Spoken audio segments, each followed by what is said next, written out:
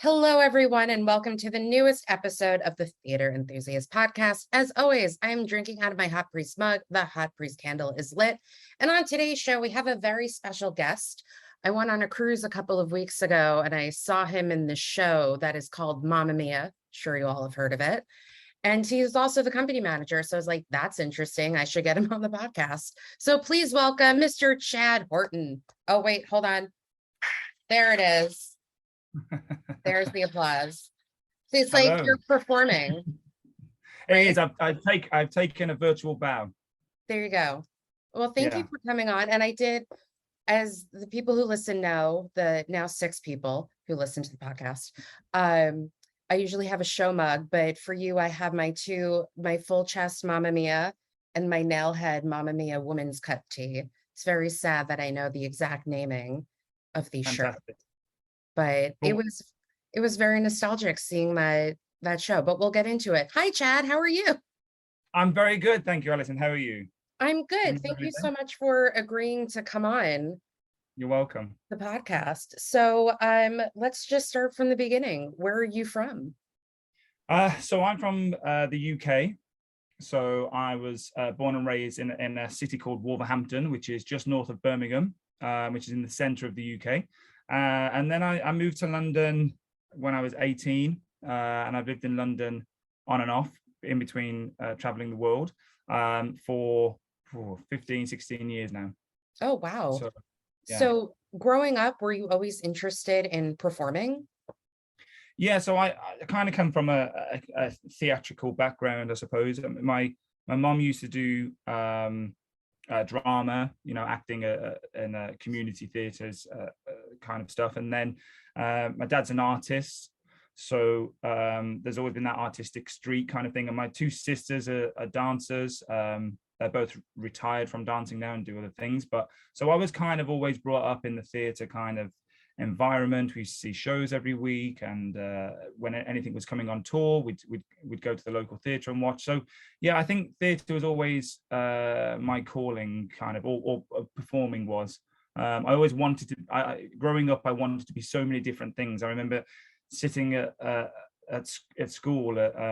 We called it primary school. I think it's like elementary for guys in the States, but sitting in primary school, and we'd sit in the hall, and every morning you have like an assembly with the principal.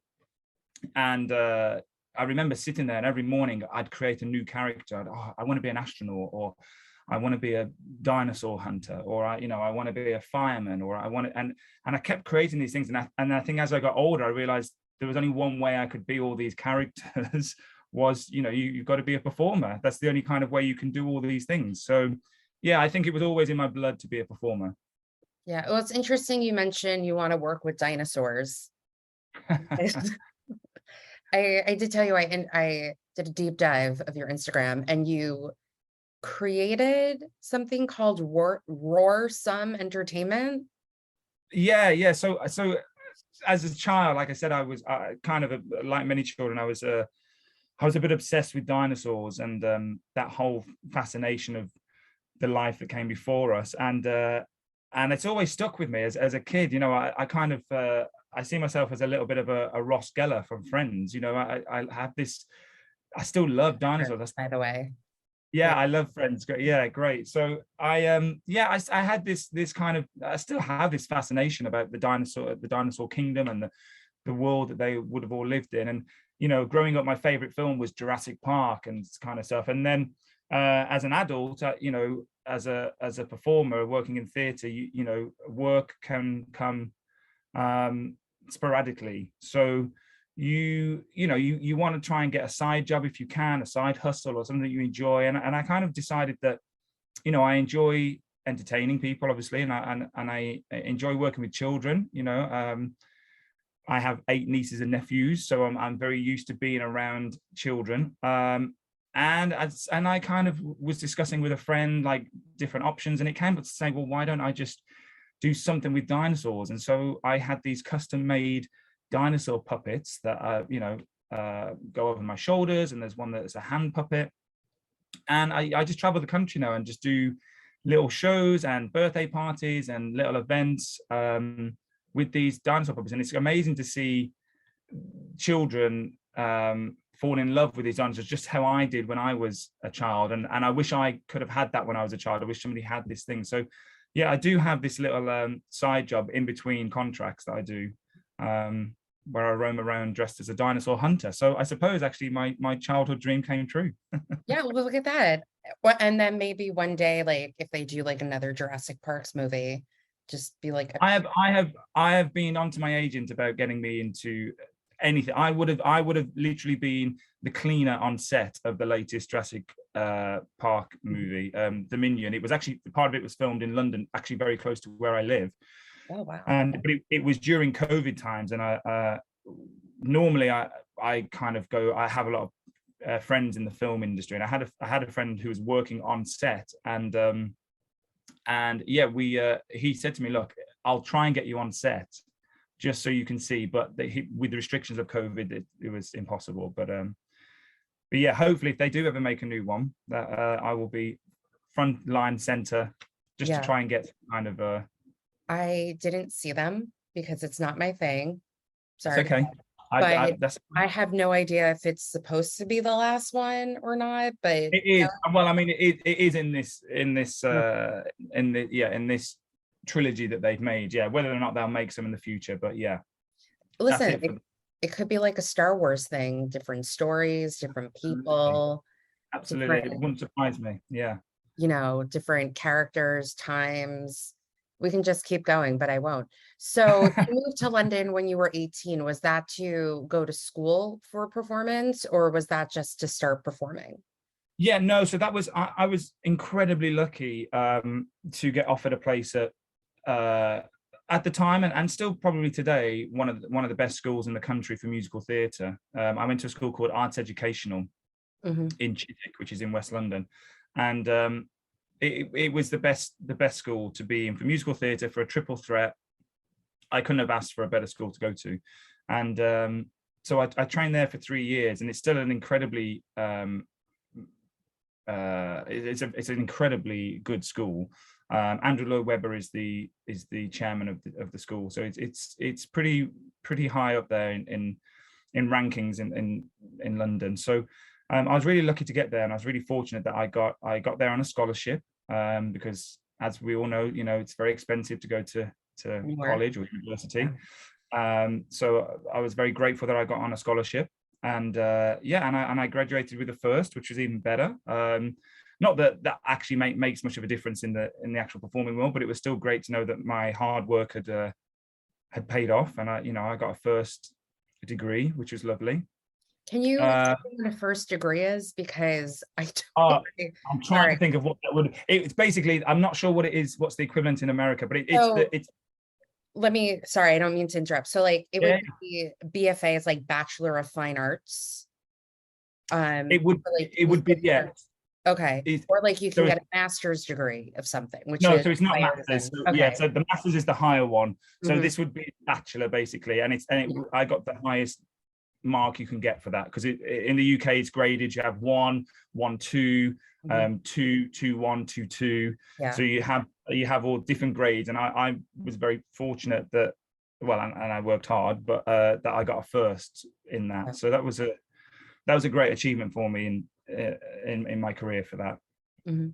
That's great. So yeah, sorry, go ahead. No, I said I graduated in 2009. That's when I'm not going to age myself, but same.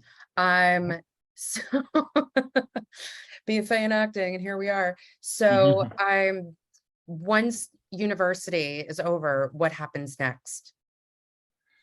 So obviously we do in our last year of college, like we do our showcase. You know, I was fortunate I got an agent from that, and then it just literally goes into the standard world of auditioning.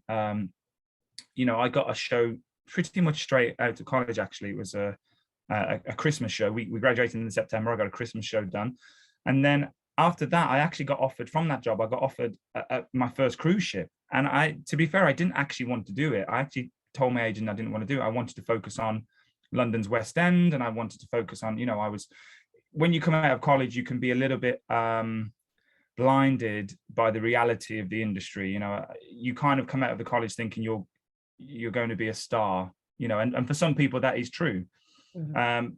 For the most of us, we may be successful, but that stardom isn't necessarily guaranteed.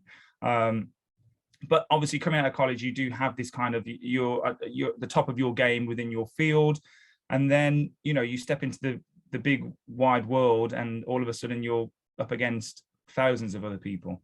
But I was still, I was determined I wanted to do the West End, and I wanted to focus on that. And then my agent kind of convinced me, look, you'll be gone for 6 months on a cruise ship. There's not going to be that many auditions you will miss. You'll come back, you will have cleared your student debt, you would have earned money, you would have seen the world. Why don't you just go and try and do it? And she convinced me to do it. And to be fair, I did enjoy it, but I said I'd never do one again. I went on as a singer dancer, and I'm not really a dancer. I mean, I can move, and I'm okay. I'm more of a singer that can move. So, but this was quite heavy dancing, and I didn't really. I enjoyed it to a certain extent, but I said I'd never do one again, and that was it for me. That was cruise ship done. I was never going to do one again. I was going to focus on land, and I did focus on land, and I did. I worked on land for a few years, and then I was in a relationship. That relationship kind of broke down, and I said, I need to get out of the country. And I turned to cruises again, and this time I turned as a vocalist, as a singer. And I realized it was a completely different ball game when you're a singer on board a ship. You get your own cabin, you get paid more, you get less duties, there's more privileges you get as a singer. And I went and traveled around Asia for a year with that cruise ship, and then I thought, actually, this isn't a bad gig. I don't mind doing this at all. This is not bad. And then I started doing a few more in between contracts in the UK. Yeah. So I know you were in Australia for a bit of time. What brought you there? And as we talked about before we started recording, there's a photo of you on Instagram. Again, I'm sorry for the deep dive of Mr. Snake or Dr. Snake or Dr. something. Snake, yeah, Yeah. Dr. Snake, yeah. So again, I came off the second cruise ship I did, which was around Asia, and I did a few little jobs in the UK, and then a company called P&O Australia, which is a cruise line company. They contacted me asking me if I would like to audition for their brand new ship that they've got as an original cast for a show that they were putting on called Sideshow Alley, which is this kind of Cirque du Soleil kind of musical that's based around the old kind of circuses, the Barnum kind of Greatest Showman style kind of traveling circuses. And yeah, so I auditioned for it. It was a great company that they hold a very special place in my heart, the company that I work for, Grey Boy Entertainments. They're a great company, and yeah, so I auditioned for them, and I was very lucky that I got the role. And then I moved to Australia for 3 years. I was there for doing that show. Yeah, so I worked there for 3 years doing that, alongside other shows as well. We created other different shows, but yeah, that one with the picture that you saw on Instagram, that used to take about 2 hours of makeup to create that character. Yeah, there was a lot of. So in doing all of these shows, how did you kind of go into, I guess, like the production side of it, being like the company manager of the show that you're currently on? Yeah, I mean, I think with that one, it was never really, I've done like company manager stuff before on a smaller scale back home when I've done some touring plays, and I've been the company manager for that. But to this level of being a company manager of a Broadway musical was a big step. I mean, this is what people train their whole lives to be a company manager of a Broadway musical. Yeah, well, that's why. Sorry to interrupt. That's why I want you on, because I mean, I don't have any experience. Like, I've only seen ever one West End show when I went to London 5 years ago. But having worked on Broadway, mostly like selling merch in front of house, like you become friends with the front of house staff, you can get to know the company manager, and it's its own company that the production hires to Yeah. be the company manager of the show. And I've met many of them, I've interacted with many of them. One of them came to my aid when an actress was very not nice to me because I wouldn't sell her a shirt at half off because the show was closing. She got company management involved. It was even the stage management got involved. It was a whole thing. But yeah, so I just find that very interesting that an actor is a company manager. And then I also noticed that there is another actor who's company coordinator. And is that a thing with like tours in the UK that actors No, no. also, It, or it's only on the it's only on the ship, really. okay. It's not in the UK. We don't do that. We have a exactly how it is on Broadway. We have a company manager. We will have a resident director. Mhm. Excuse me.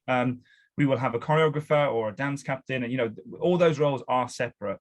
But when you go into the ship world, there are what we do on Royal is we've got the full Broadway, as you would have seen. We have the full Yeah. Broadway show of Mamma Mia. It's Mhm. complete, the full show. Excuse me. And there's no edits in the musical. A lot of shows when you go to see on a ship, if you go to see other whatever the shows they may be, Grease or Hairspray, they're a condensed 90-minute show, no interval.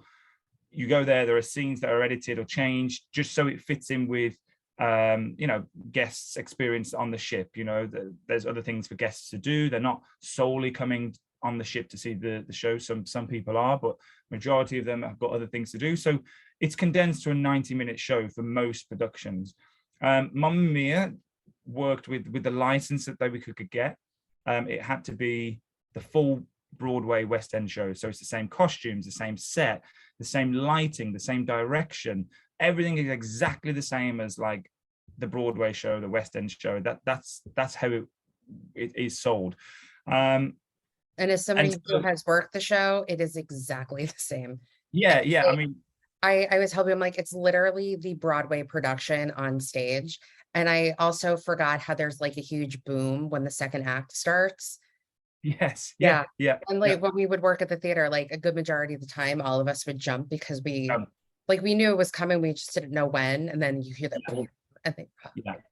So It is exactly the same. So that was part of the license that Royal got, was that if they did it, it had to be the full Broadway show, which is why it is the best selling show on Royal Caribbean's fleet, because it is the full experience, and at the moment Mamma Mia isn't on Broadway as far as I'm aware, and it isn't on, there isn't a US tour. So for Americans, the closest show you can see of the Broadway show is on Royal Caribbean.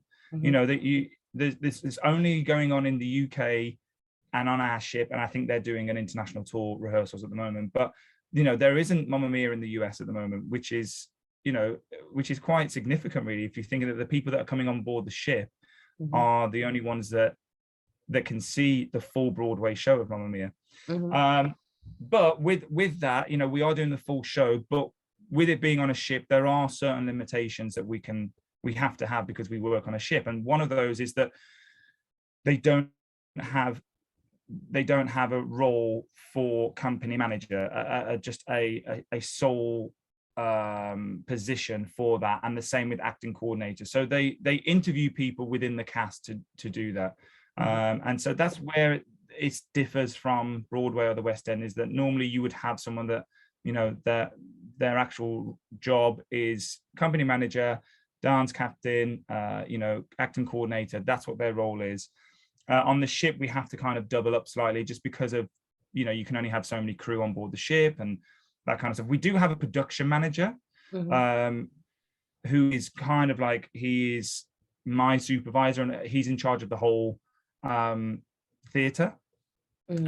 and he's in charge of everything from all of the stage crew, and everything technical side he's in charge of. So I work very closely with him to make sure that everything works well with the show, and that there's no issues, and that everyone's safe and enjoying themselves. But yeah, when it comes to actually looking after the cast, that will fall solely on to me as well. making sure that they're okay. But I mean, it's a role that I didn't think I would be doing, but it's definitely one that is challenging me, and one that is opening my eyes up to the world of the technical side of working in a theatre. There's a lot of admin work to do, but yeah, it's fun. It is challenging. It makes it different. I did Mamma Mia before COVID on here as well, and I didn't do company manager role. It was my first time with Royal. I wanted to focus on the show, and it's a different experience now for me, and it's nice to mix it up and keep it fresh and to experience something slightly different. What made you want to do company management then? Well, I think I have a passion for what I do, and the person that was done before was a great guy. He did an amazing job, and he actually inspired me. I thought, well, if I can, we have to have somebody in the cast do it, and the cast we have now, majority of them are new hires, have never worked on a ship before, have never, are quite fresh out of college.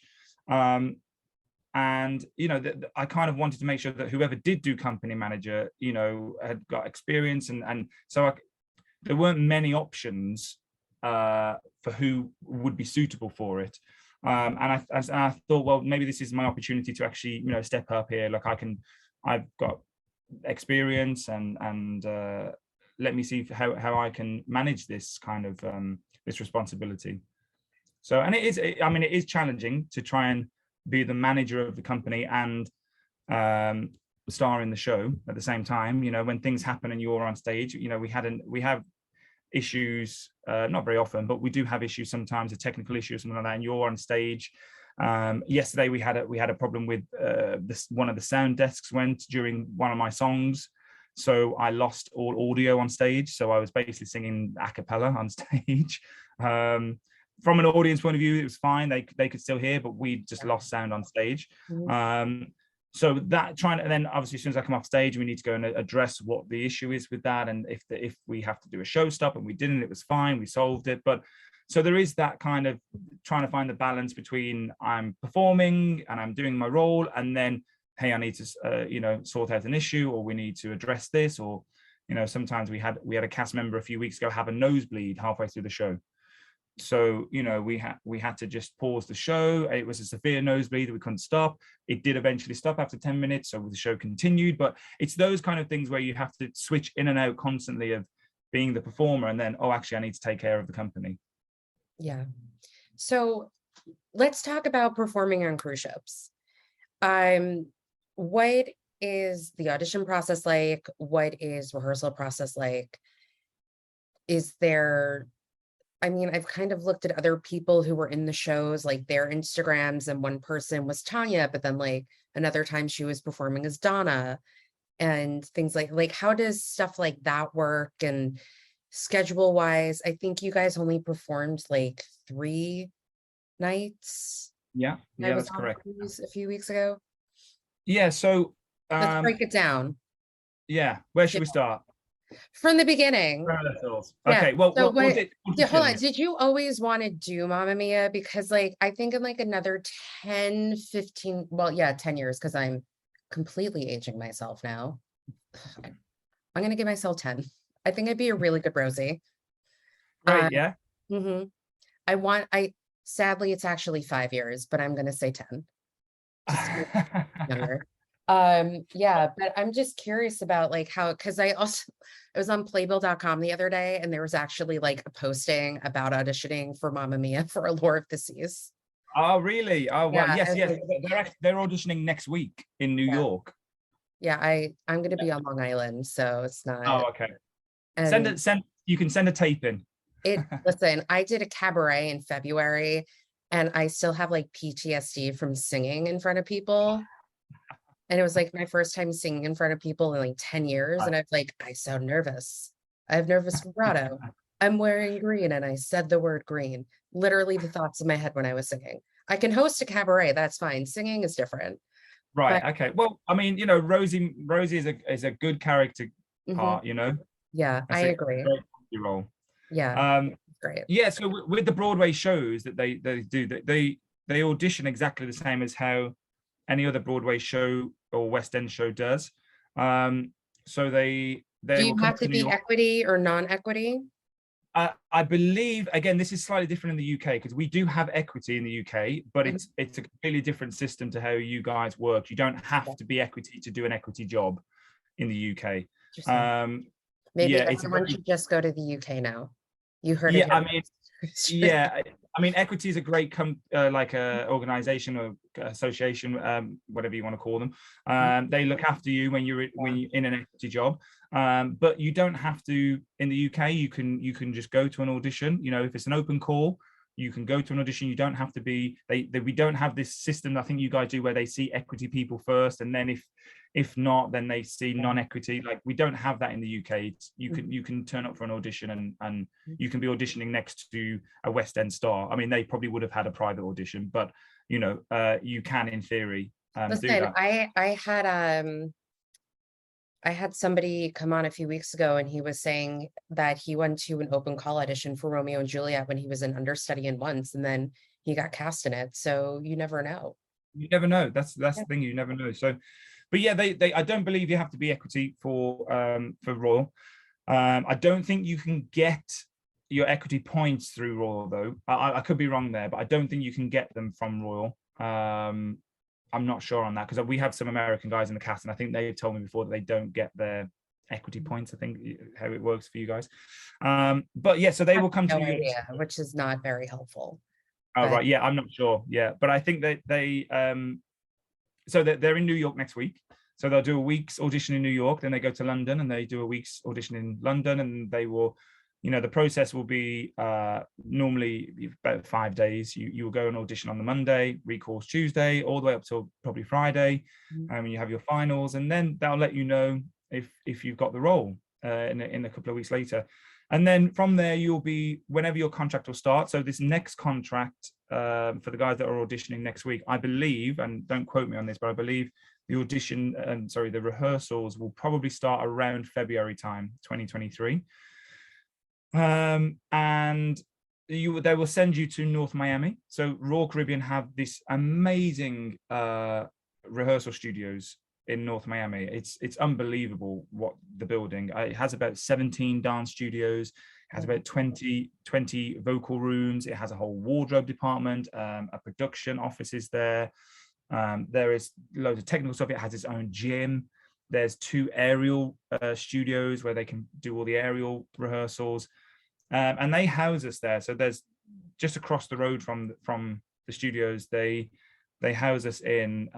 It's on a university campus, University of Florida. I think it's Florida International, and they house us there in some housing, and that's free. We don't pay for that. So they house us in dorms, basically. So I suppose it's the closest term you can put for it. And yeah, it's good. You know, we have free Wi-Fi, and there's a Publix nearby, so you can go and do all your shopping, and you know, you can go to the local mall. I just want to say Publix, for people who live in New York, that's the grocery store down in Florida. Oh right, okay, yes, yeah. Publix is a grocery store. Yes. It's Do you a know how that in New grocery York? store. We don't. My dad just bought a house in Boca, and he's like, Publix, and we're Disney fans, so when there's, Right. you know, so we know. But you know, when we were down there, they were also like, oh, there's this grocery store. I was like, I live in New York, I don't know what you're talking about, I'm sorry. Isn't that bizarre? Because in the UK, we're such a small country, like everything, I mean, we're the size of Florida, you know, the whole of the UK. So sometimes it's easy for us to forget that you guys almost live in different countries in that sense of I like. had somebody on like last year, and he's like, oh yeah, like, you know, this place. And I was like, I'm in New York. Like, I grew up here. I don't know what you're talking about getting like moonshine at this place. It's like, oh, it's a grocery store in this place. I'm like, great, thank you. Okay, right, yeah. Yeah. So it's But a grocery store. So yeah, so they house us there. So that's, and then we rehearse for about depending on how many shows you're doing, you rehearse for about a month or 2 months, and then they send you to the ship, wherever the ship is. We're lucky that our ship was in Florida, is in Fort Lauderdale. So it's a short journey up for us. And then you do a handover with the current cast for about 3 or 4 weeks, and then you take over, and then you start your contract, however long that may be. So that's the kind of the rehearsal process. how long are contracts usually? Does it vary per performer? Yeah, we're hired as a whole cast, so the whole cast will be on the same contract unless there's some special reason. But normally on board, you're about 8 months is your contract. But because of the pandemic, they're trying to reduce the turnover.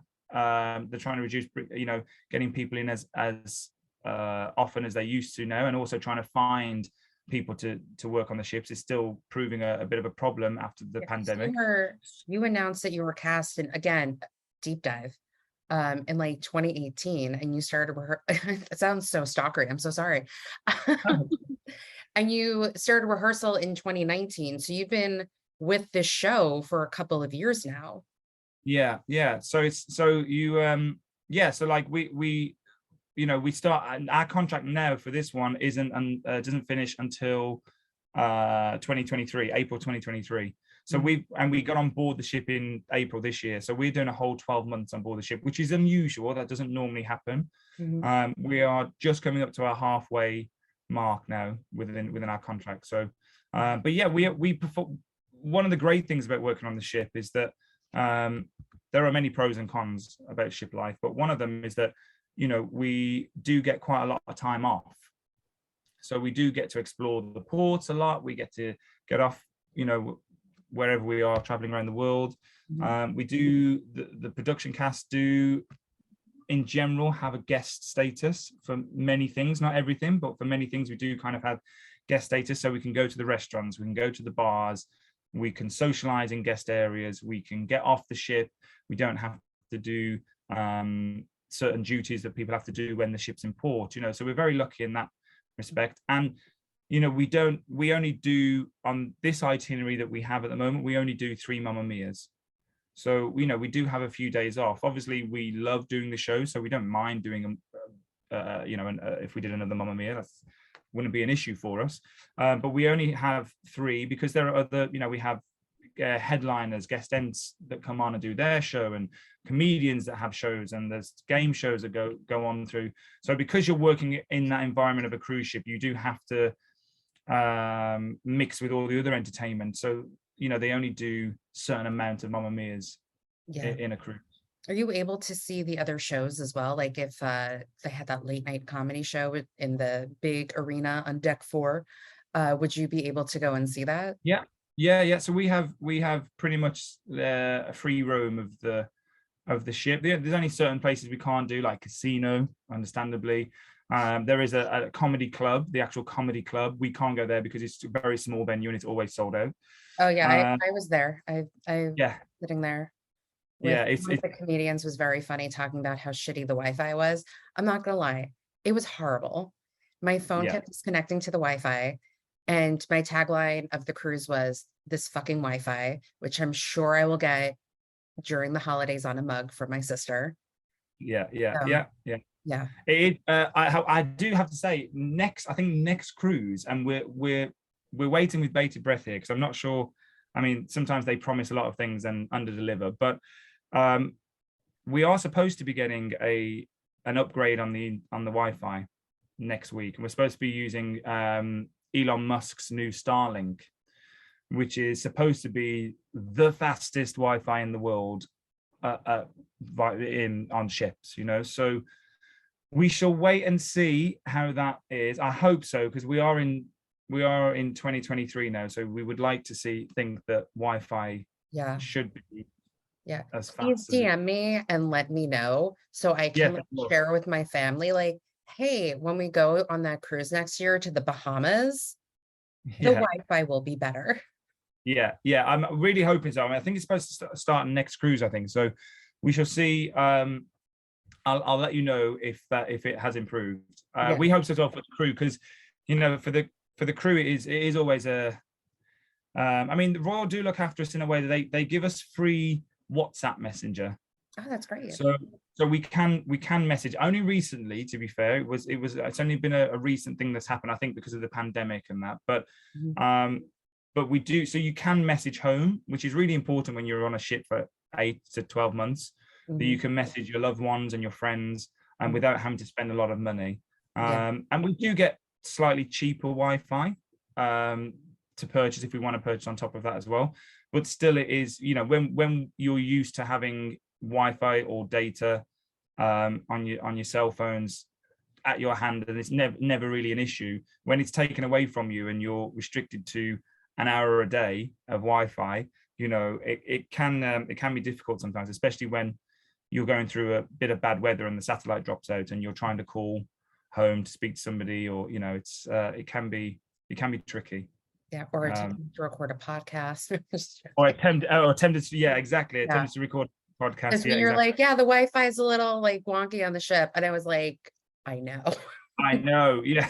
Like I'm living through it currently on the ship. And again, like, I don't know why it just kept dropping off of my phone, and it was just very frustrating. And I had to like reconnect, and they like did so many things to my phone. They're like, you'll be fine now. And I'm like, will I be? Yeah. And then the next day you'll be back at the office explaining what's going on. Hey, like my wife is working on my phone, guys. Can you? And it's not cheap. It's not cheap. No, it's not. If it was cheap, then I suppose you wouldn't mind so much. But it's quite a money maker for cruise lines. Listen, that's where they get. I went out last night. They charged me extra for like French fries. I was like, really? So yeah, it's all good. Yeah, that's how people make their money. It's fine. We're just going to keep talking. So anyway, aside from the Wi-Fi, so my thing, I'm also curious about this. So what's interesting, when the show was on Broadway, when it was first at the Winter Garden Theater, it was actually on a rake stage. And when they moved to the Broadhurst, it was on a flatter stage. But when I saw the show, you can definitely feel the ship moving. Yeah. Can you guys feel the ship move while you're performing on the stage, or what's that sensation like for you guys? Yeah, I mean, you definitely can feel it. Fortunately for Mamma Mia, that compared to other shows we have on the ship, on our ship on the Allure, we have an aqua show and an ice skating show. Well, I didn't see ice skating, but the aqua show was really cool. Yeah, so we have the aqua show with the divers and that kind of stuff. Well, the movement of the ship is a lot more dangerous for them. Obviously, if the pool is splashing with water and you're diving from 17 feet, it is a more dangerous. So those shows can get rescheduled a lot more often. And the same with the ice cast a little bit. But with us, for Mamma Mia, we're quite lucky that, we don't really have, if you've seen, obviously you have seen, if any of the listeners have seen Mamma Mia, the set is a fairly simplistic set, very effective, but very simplistic. It's the walls of the taverna, and they rotate and they move around the stage, but they're locked in place. They can't just roll off the stage or anything like that. We don't really have many things that fly in, and most of the costumes, bar a few platform heels, is in kind of flat feet. A lot of the people wear sandals or trainers, so we do feel the motion of the ocean. And sometimes there are some scenes where we're in freeze frame and we're standing in a freeze position, and you are holding onto your core to not move whilst there's a spotlight on you and you're frozen. But in general, it's not too bad with this show. It's not too bad. So you can get through it. There hasn't been any show we've had where we've had to cancel a show or suspend it because of the rockiness of the ship.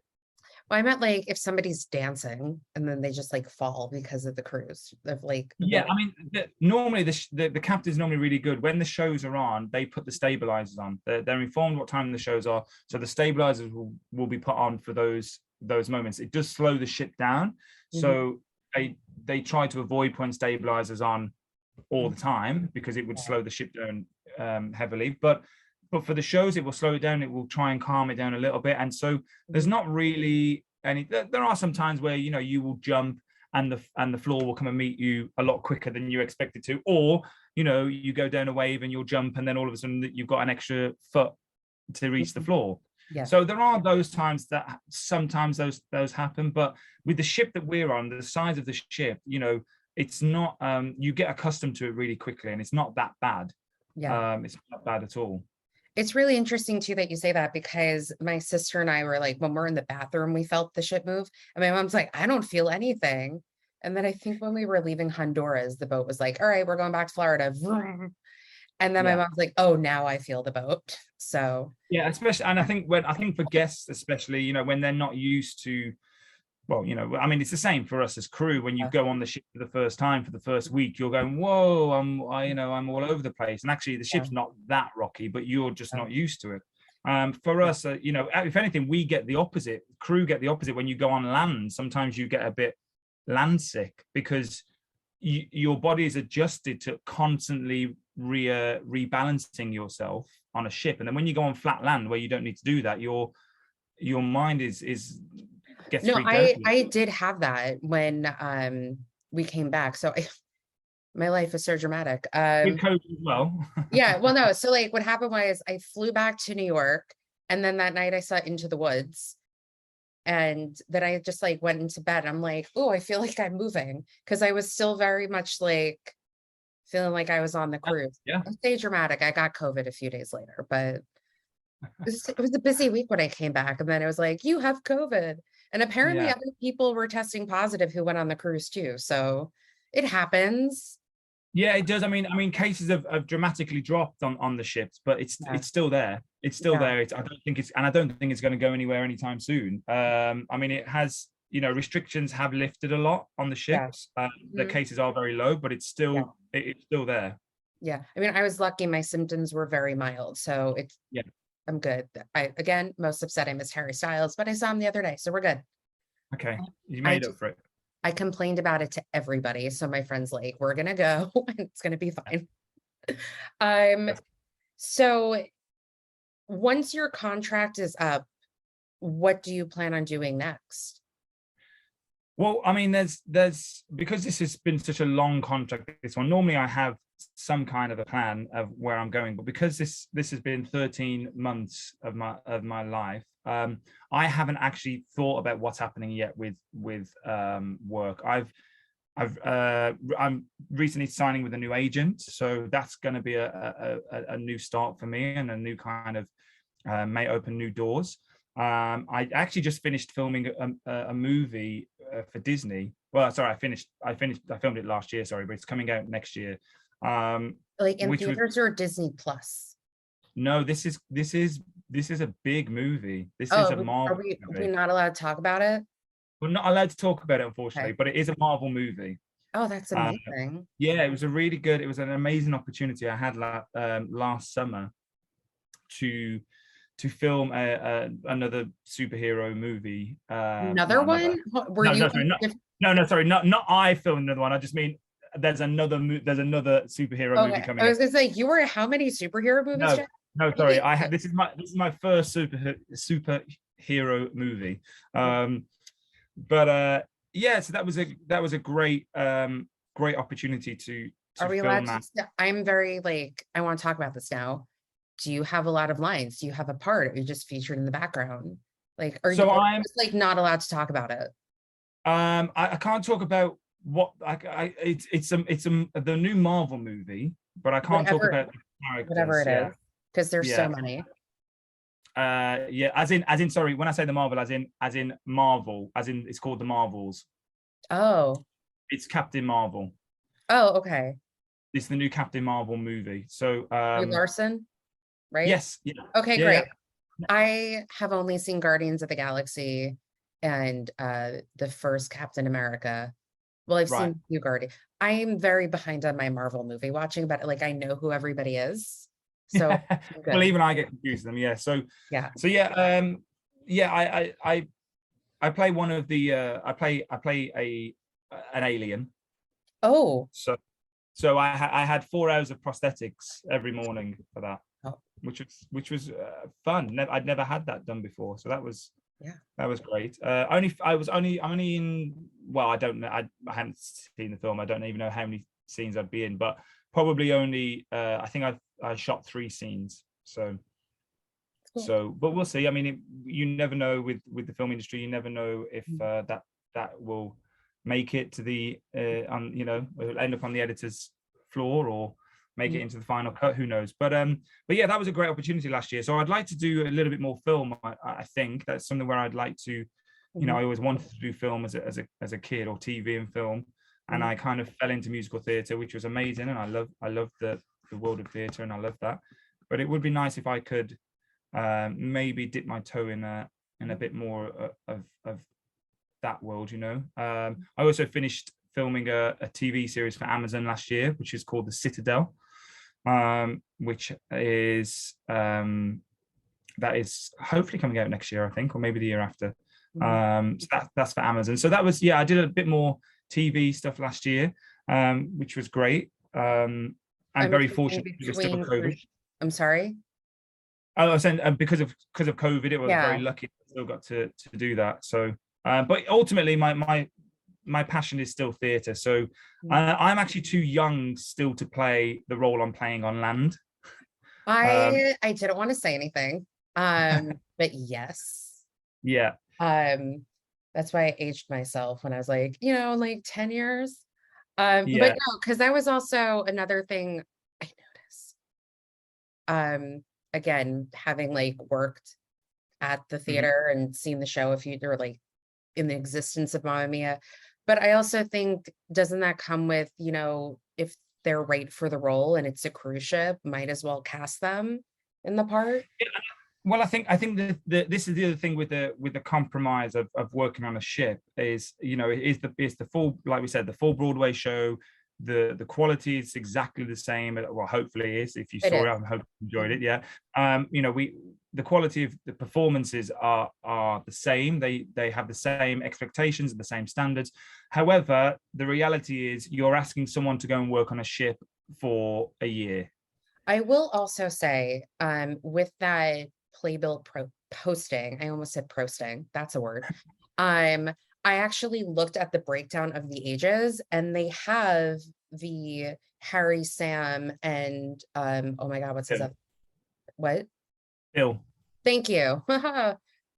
Their ages are a lot younger than the casting of Donna, which I thought was very interesting.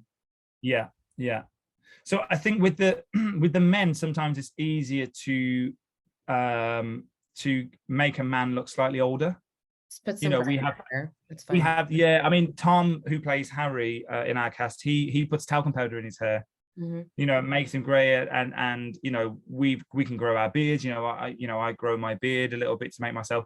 I mean, I'm not when I auditioned for it, I think the casting was something like 38 plus. I think it was something around that age, which is the Sophie is a 20-year-old girl who's supposed to be one of the is the daughter of one of the dads, and you met Donna when you were in your late teens, very early 20s. So yes, the casting is supposed to be around late 30s, 40s. I'm 34, almost 35.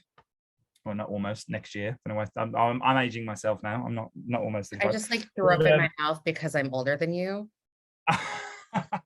It's fine. I'm closer to than what is incredibly fascinating is that the girl that plays Donna, who is a fantastic girl and a really good friend of mine, Oriole. And she's a very good Donna. I really liked her interpretation of Winner Takes It All. Yes, yeah, it's a great, and do you know what? It's one I do meetings with some of the guests each week at a Q&A session, and one of the questions that I get asked most is that, what's your favorite part of the show, and what do you love, what's your favorite scene or favorite songs, and I think a lot of them expect me to say one of the songs I sing or one of the scenes that I'm kind of in.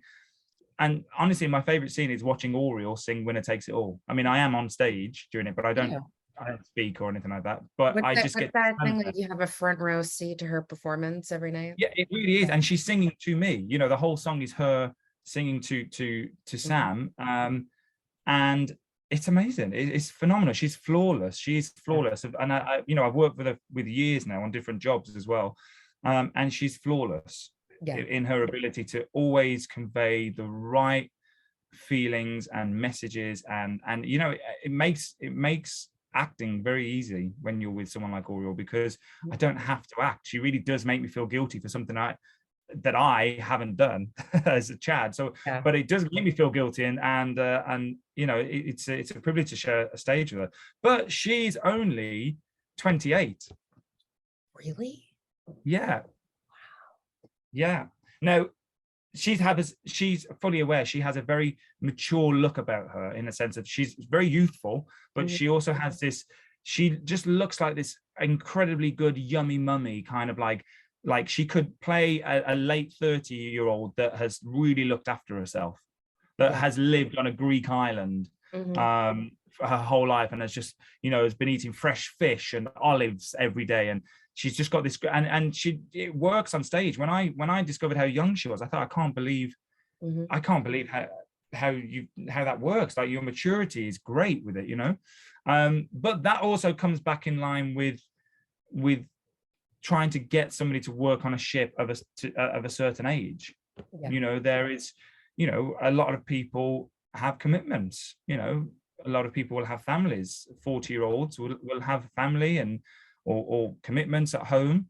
And so when you're casting for a show like this on a ship, there has to be some kind of artistic license with the age of who you're hiring, because there isn't going to be as many people who are in their 40s who Mhm. want to play Donna on a ship for a year. That's a long time to give up your life. I also think, and this might sound very mean and horrible, I also think that people who are seeing the show, you have people you have people pretty much from like all over the world taking cruises. And, even when Mamma Mia was on Broadway, I learned how to say 25 in Spanish because of all of the people from like who were Yeah. Spanish speaking coming to see Mamma Mia. And I think on Broadway it's one thing, but when you also, like, it comes to touring too, like, people aren't going to care. They're there to see the show and enjoy it. And it's like, oh, this 28-year-old is playing, a late 30s, early 40-year-old person. They're going to believe it because that's Yeah. what the person is playing. You don't and, have and and like theater nerdy people like me constantly seeing shows on a cruise ship. Yeah, and that's exactly it. Is that actually, the beauty of being a performer is that, we create a story, and I remember seeing one of my first shows I ever saw was a musical called Blood Brothers. This is a Willie Russell show. Well, I mean, that's an adult playing a 7-year-old. Yeah.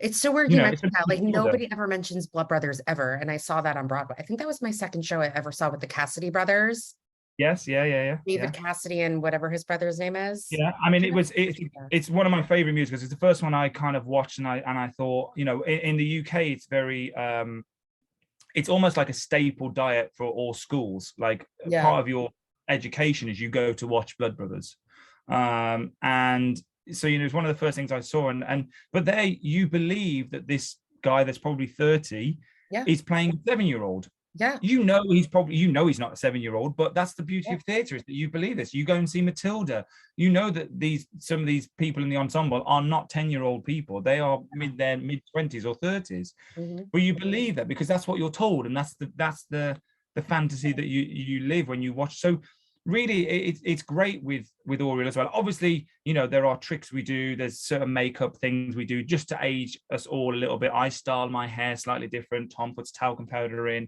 We grow our beards for the dads. The dynamos might add a few wrinkles here and there with makeup. So there are things that we do to add it up. But overall, we're actually a fairly youngish cast. I mean, the eldest is 38, which is Tom and JP, who play the other two dads. So they are kind of in the bracket now of actually being old enough to play a dads, but they still look quite young for a 38-year-olds. Mhm. So that But Caribbean sun, I'm telling you, sorry, the Caribbean sun. it's the Caribbean sun. Honestly, it Caribbean is. sun. I'm flaking today. I was in the Oh, Bahamas the I other day. can't even tell. Oh, I was in the Bahamas. I'm flaking. My life is so hard. I was Sorry, guys. it was a horrible day. I spent it at a water park. It was awful. Oh, your life, Chad, is just so I hard. know, Living your I dream know, in the I know. Caribbean. Traveling the world, Traveling is performing. fine. Listen, when I was in Cozumel, I did what is it, mixology class. It was Oh like yeah, my life. It was great. I went yeah. by myself. It was amazing. One of the problems, well, I mean, it's a kind of a nice problem to have, but it's still a problem, is, we're lucky that as crew, we don't pay for food. I mean, we have our own crew mess in down on deck 2 with the fishes. So we have a big kind of buffet section, a bit like how you had the Windjammer, which is like the buffet section on the ship. So we have that, and that's open 23 hours a day. So there's always food for you to have, but obviously we can, as the cast, we have the guest privileges. We can eat in the guest restaurants and the guest buffet, and it's all fantastic. But the problem is that when you come on a cruise, as you will have known, the food is very indulgent. It's all, cakes and all things that you really probably you wouldn't normally necessarily eat at home, but you do because you're on vacation and you're having a great time.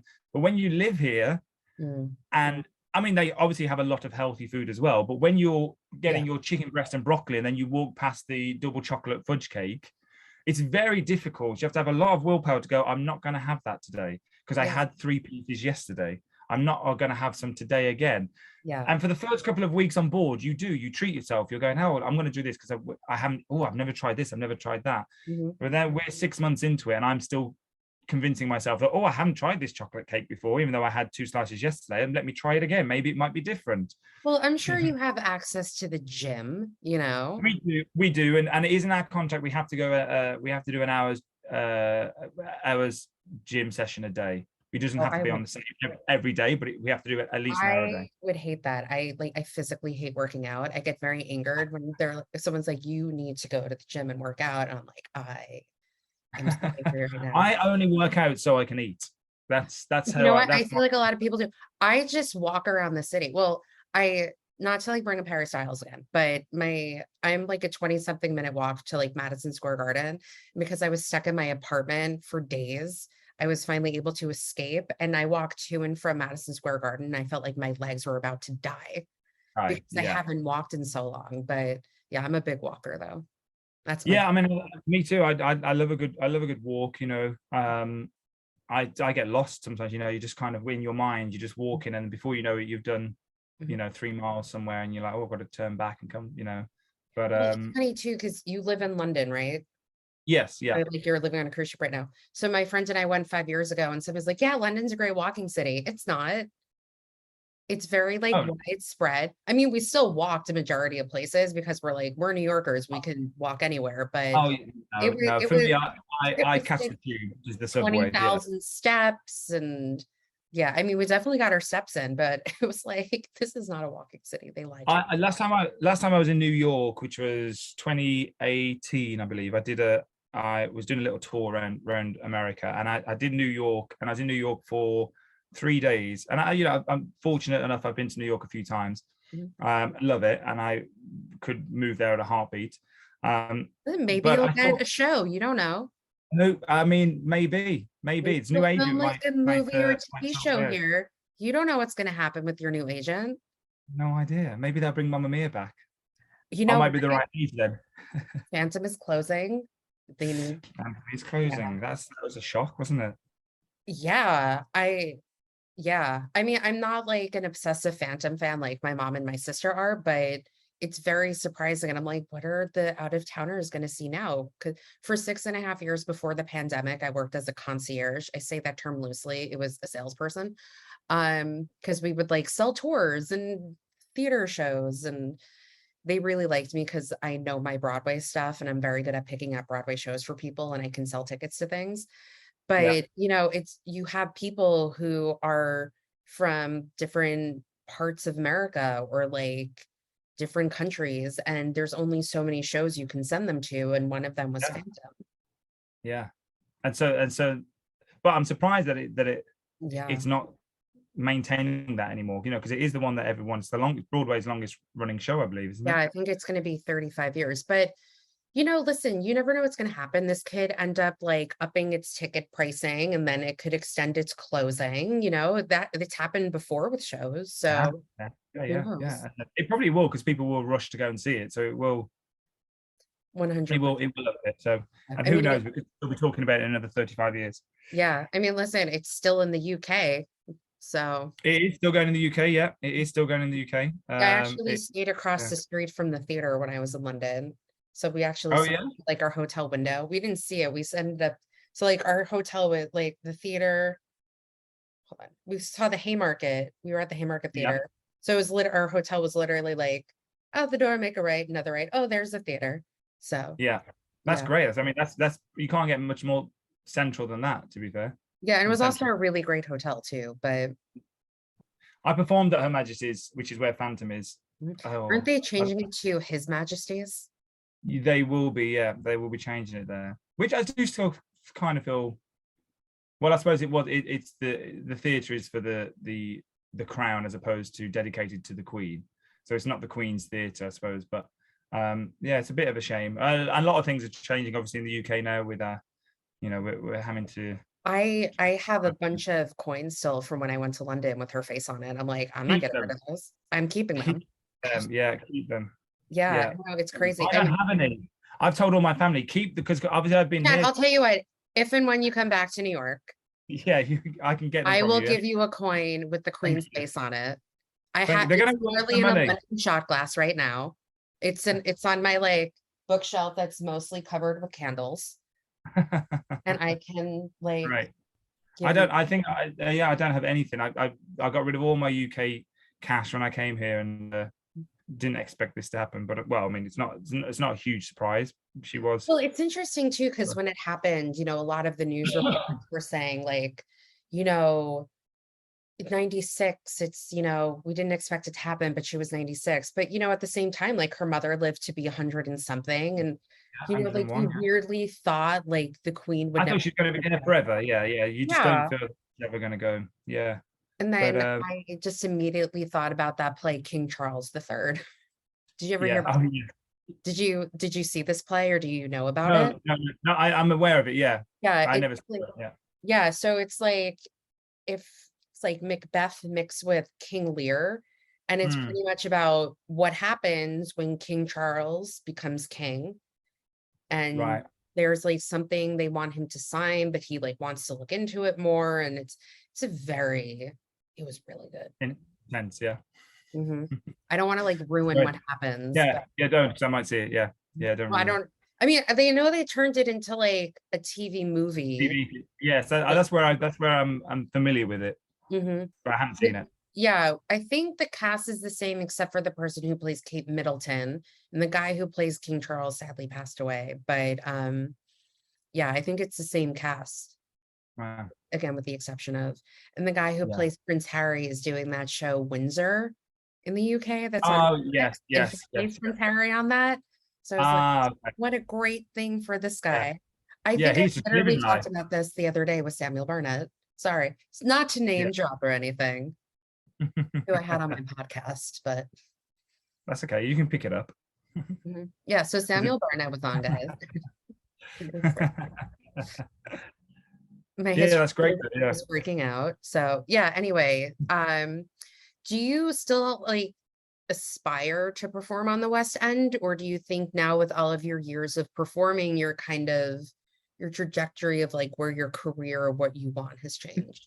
Yeah, I think it's a good question. I think, I mean, I performed at the Royal Albert Hall a few times, which technically is the West End. Mhm. Well, it is the West End, but it's not necessarily a theatre. Yeah. Fantastic I experience. understand it's like Radio City. They think it's a Broadway theater, but Yes, it's not. yeah, it's basically kind of like that. It's kind of like a Radio City. I mean, it's a phenomenal. I mean, I was incredibly lucky to perform there Yeah. in itself. Like, Mhm. there's no argument that it wasn't an amazing, that it's not an amazing venue. It is. It's a fantastic venue, and I was very lucky. And I did chess in concert there. Oh wow, that with the I was with Adina Menzel and oh okay, Josh Groban. Josh Groban. Yeah, Yes, correct. that Yeah, yeah. was that was That was 2008 or 2009, I think, something like that. oh, so So when you that were was, still in school. yeah. So I got it. It was a paid job, so I got it as an extra job kind of thing. But yeah, it was great. They came to audition us at school and said, "Look, we need some people to do this thing and this concert." And yeah, I did that then, so which was phenomenal. And then subsequent to that, I then became friends with the director and a few of the producers, and they used me for other shows as well. I did a show with Brian May from Queen there at the Royal Albert Hall, and I did some other concerts there, which was great. So that side of it is like, Where they do you know, pops, right? Or excuse me. like a pops, I think it's called. they do like, I know they did Kiss Me Kate in Oklahoma or Oh something yes, they did. like Yes, yeah. This so they only started doing that recently in the last few years. Really, they did Guys and Dolls there as well. that. Okay. Um, Who was but yeah, I can't remember actually. Actually, I do know who's in Guys and Dolls, but I can't think off the top of my head. But yeah, so I think there is, for me, I would still like to tick off a West End theatre. I Mhm. would still like to tick that off. You know, I've been very fortunate that I've worked every year that I've graduated, and I've done some really great jobs, and I've traveled the world, and I've done some not so great jobs, and um, been performing in some very sketchy places. I think So as every actor has, right? yeah. So yeah, I'm very grateful for the jobs I've done, and the life I've had with performing. And for me, travel is a big part of my life. I love to travel. I love to meet new people. I love to meet new cultures and see different parts of the world. And cruising does offer that a lot for me. Mhm. I get to see ports that I will play, countries or places that I would never go on holiday. I'd never go on a vacation there. And so that's great, but there is still a box that needs to be ticked with the West End. And for me, I'm as you probably would have seen on stage, I'm a tall guy. I'm 6'4".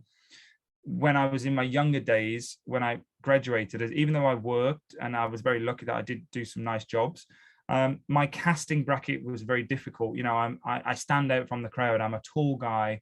Mhm. I can't blend into a nice ensemble line. It's not the, and I wasn't a dancer, like I said to begin with. So, I was not really ensemble material for a lot of things. And now I'm starting to get a bit older and a few more wrinkles. My casting bracket has opened up a lot more now, and I think there's going to be a lot more windows for me to pursue with more mature roles.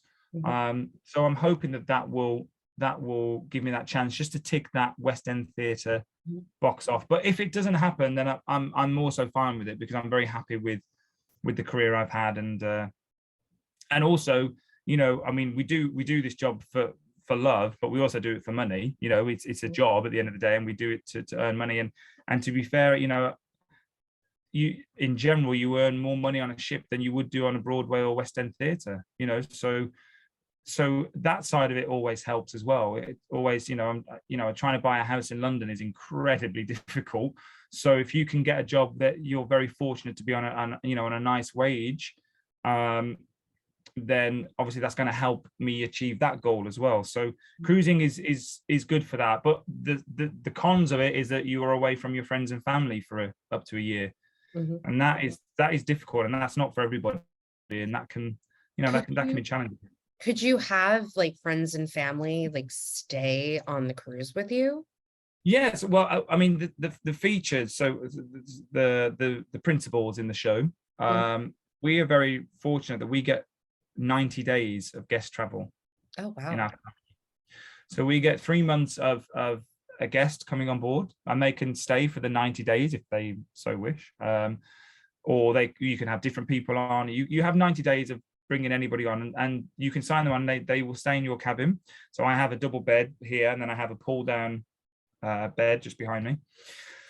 And so you can, if it's just a friend that you don't want to share the bed with, you can have the pull down bed. They Mhm. can sleep on that. And yeah, so we're very fortunate that you can do that. And I've had a friend come out. I've got another friend coming in December. I think he's going to come for Christmas, which is great.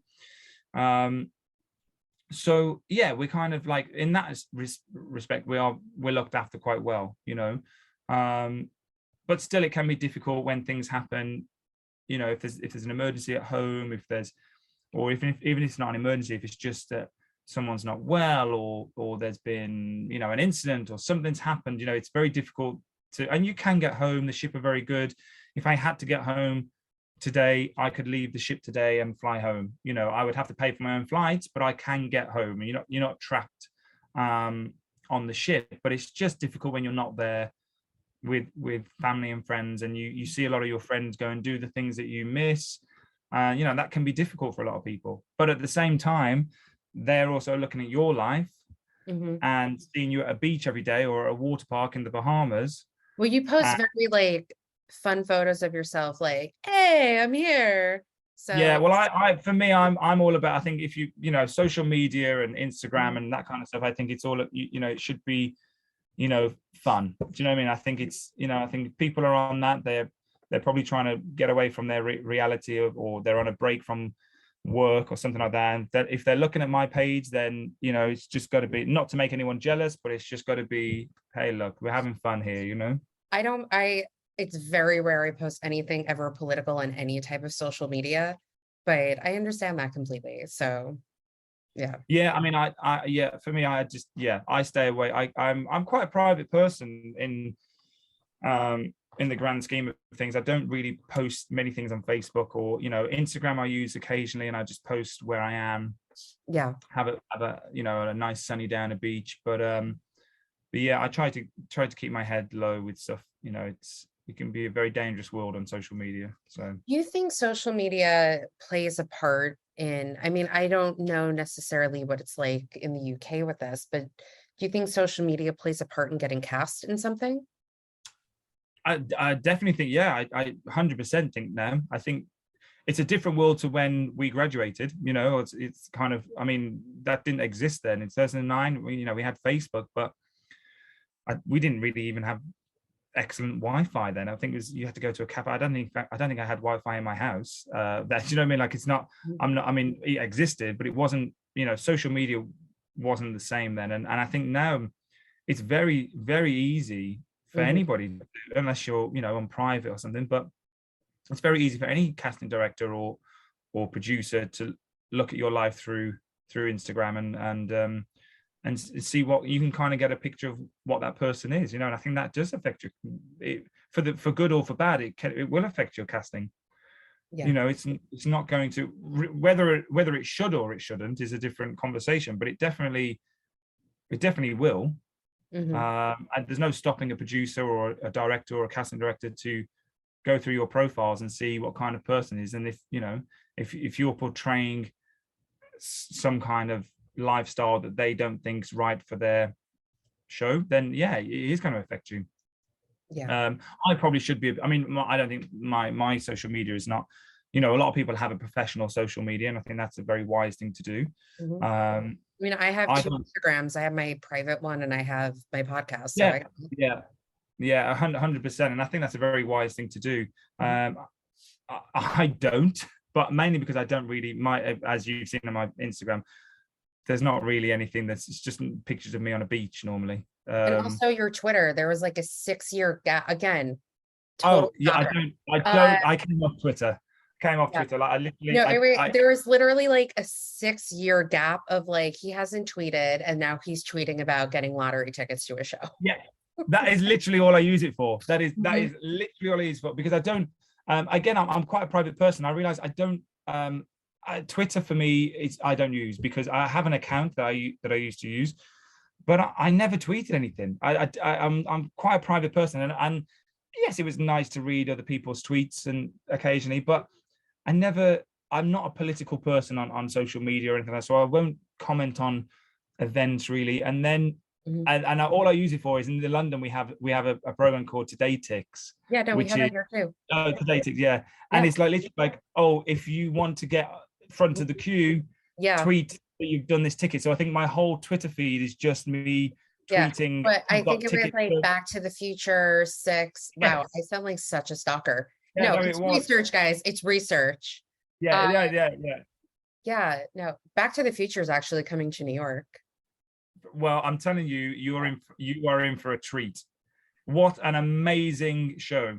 I was telling my friend last night, I was like, I don't even know what, like, because I'm so out of the loop with, not working in the hotel industry. Like, I forget what's coming to Broadway. Like, the only thing I'm excited about is Almost Famous, which is one of my all-time favorite movies. And I have a Yeah, yeah, friend who's in the show making his Broadway debut. And like every time I talk about him, I cry because I'm so excited for him. right. No, I really do. Like he came on the podcast, and I don't know if I said it on the podcast or off the podcast, but I was like, the day they announced it was coming to Broadway, hours later, I was sitting in my bed crying because I was so happy for you, but I didn't want to tell you because I didn't want to make it about me because it was a big moment for you. Yeah, Anyway, yeah. yeah. Yeah, I don't even what else is coming? I don't even know. I mean, I'm not sure what's on Broadway at the moment, but Back to the Future is I don't going know to what theater be. that's going into. I mean, very Oh, technical. and Sweeney Todd with Josh Groban. Oh, with Josh Groban. Yes, I saw that. Yeah, I saw that was coming. Mhm. We've actually just got Mrs. Doubtfire in the UK. Oh yeah, I unfortunately missed that.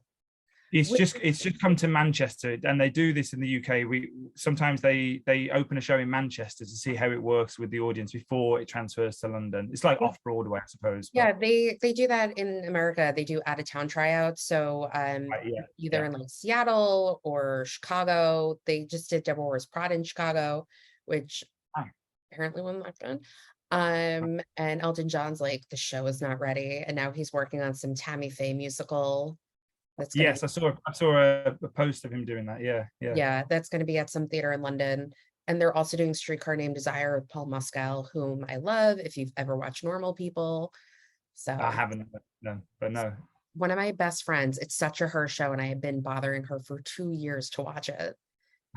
She is good. And I said, I'm not a huge Jason Sudeikis fan, so I haven't watched Ted Lasso.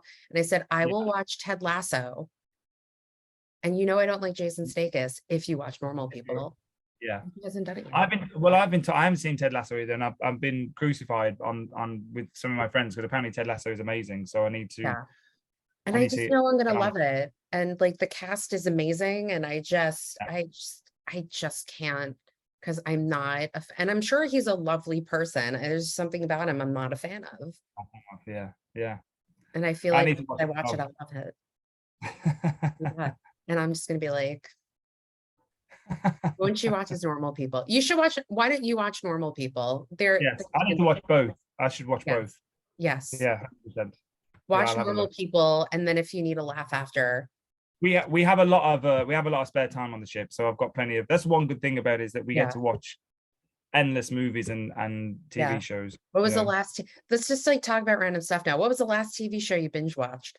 last TV show I watched was I have like a daytime watch that I Mm, like watch during the day. It's very easy, and I'm watching for about the fifth time Modern Family. So great. I mean standard. Mm, And then the last TV that I watched was Only Murders in the Building I haven't watched that yet. on Disney Plus. Yeah, it's good. It's good fun. To be fair, it's quite a It's light-hearted as on well. Disney Plus UK, right? Yes, yeah. So for us, it's Hulu. Ah, right. Okay.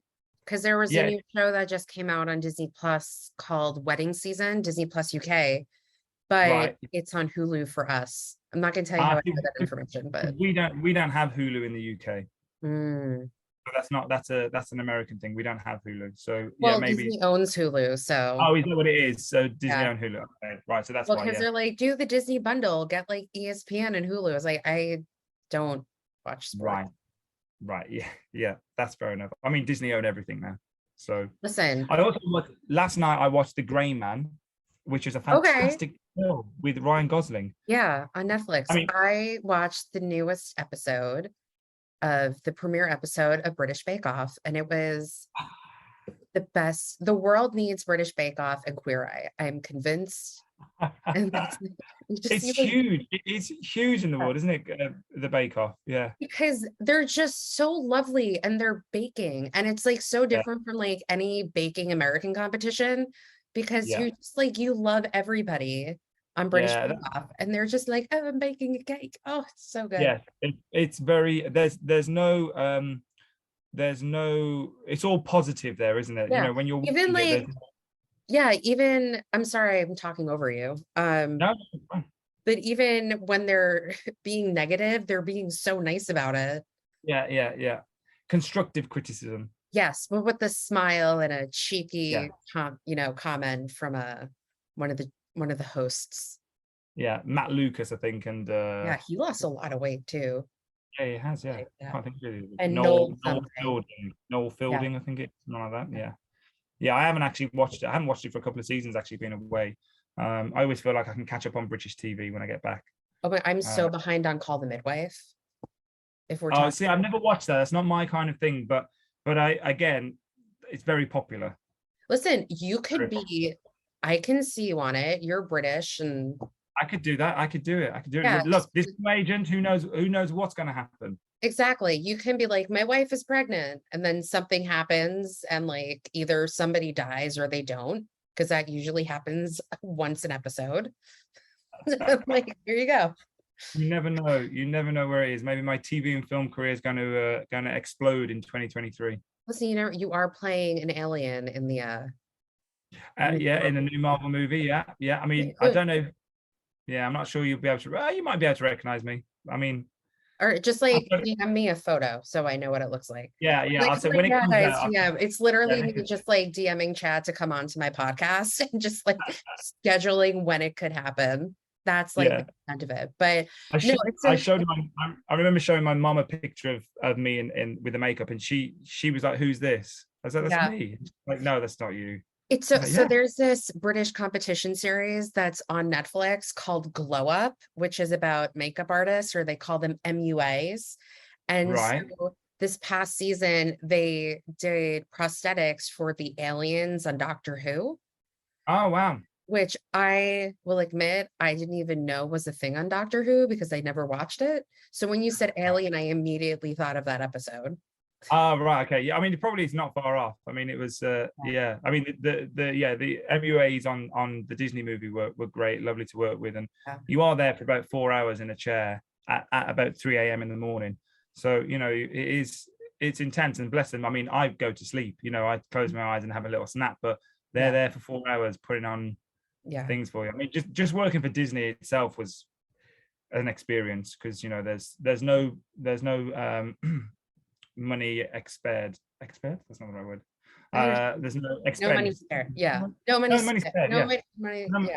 See, now I'm trying. Yeah. We get it. We understand. Yeah. I'm also like a huge Disney fan, so I love going down, and I was going to go down in November. I canceled the trip, so I'm trying to convince my friends to go down in January. It's like, maybe we'll go down for my birthday. And I told my friend, I'm like, when we go down, these are the parks I go to, and this is the order. Yeah. And I'm going to take you to these restaurants, and I'm going to get a henna tattoo in Morocco, and it's going to be great. And maybe we'll drink around the countries, and we're going to start in Canada and not in Mexico. And there's a huge debate about that. Yeah, brilliant. I mean, I love it. Yeah, but to be fair, I'd travel to Disney as much as I could as well. It's a great place to visit when you can. Well, I mean, so let's talk about the cruise again, because you're in Florida right now, in Miami. Do you guys have like a certain amount of days off where you can like actually leave Miami? Like maybe you can venture to Disney, or you not able to do that? No, we don't. The contract is like you are, even though we have days off from the shows, you are contracted to work every day. I mean, we don't. Well, no, I mean like not when you're like at port when the cruise hasn't left. There's never enough time. Like we're only in Miami on a turnaround day, so when we get the new passengers, or Fort Lauderdale, actually not actually Miami, but we only have like today we were allowed off at about 8:30, 9 a.m. and we have to be back on board by 2. So thank you for choosing to be on the podcast during that time. Oh, that's okay. You're very welcome. So we have to be back on board by like about 2:00. So we normally just go off. I mean, to be fair, I did go to a flamenco park. I saw it on Instagram. Don't worry. Oh yeah. So I went there a couple of weeks ago, which was a nice treat. But usually a turnaround day for us, for crew anyway, is you go and get your groceries, which I'm going to go and do in a bit. I'll go and pop to Publix and just pick up a few grocery stuffs that we can, that they don't have on the ship. Something that you might like. I get some flavored soda water stuff that you can't buy on the ship, and little things like that. And then that's it. You do a bit of Wi-Fi, sit in a cafe, do Wi-Fi. It's funny if you're ever around a port on a turnaround day, and you walk into a cafe, I guarantee you 98% of that population in the cafe will be work crew from a ship, because we are so desperate for Wi-Fi. Yeah, we'll go to the closest place that has it. We all sit there with our laptops, or either downloading new things from Netflix or catching up with people, and so the whole place is like an internet cafe. And it'll happen for about 2 hours, and then we all disappear and the cafe is empty again.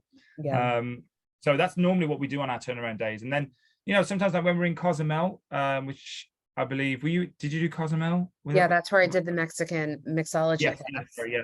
So And like there we have. I went to a Senor Frogs in Mexico, which Oh yes, yeah, yeah. Good old Senya Frogs. Did you wear a balloon hat?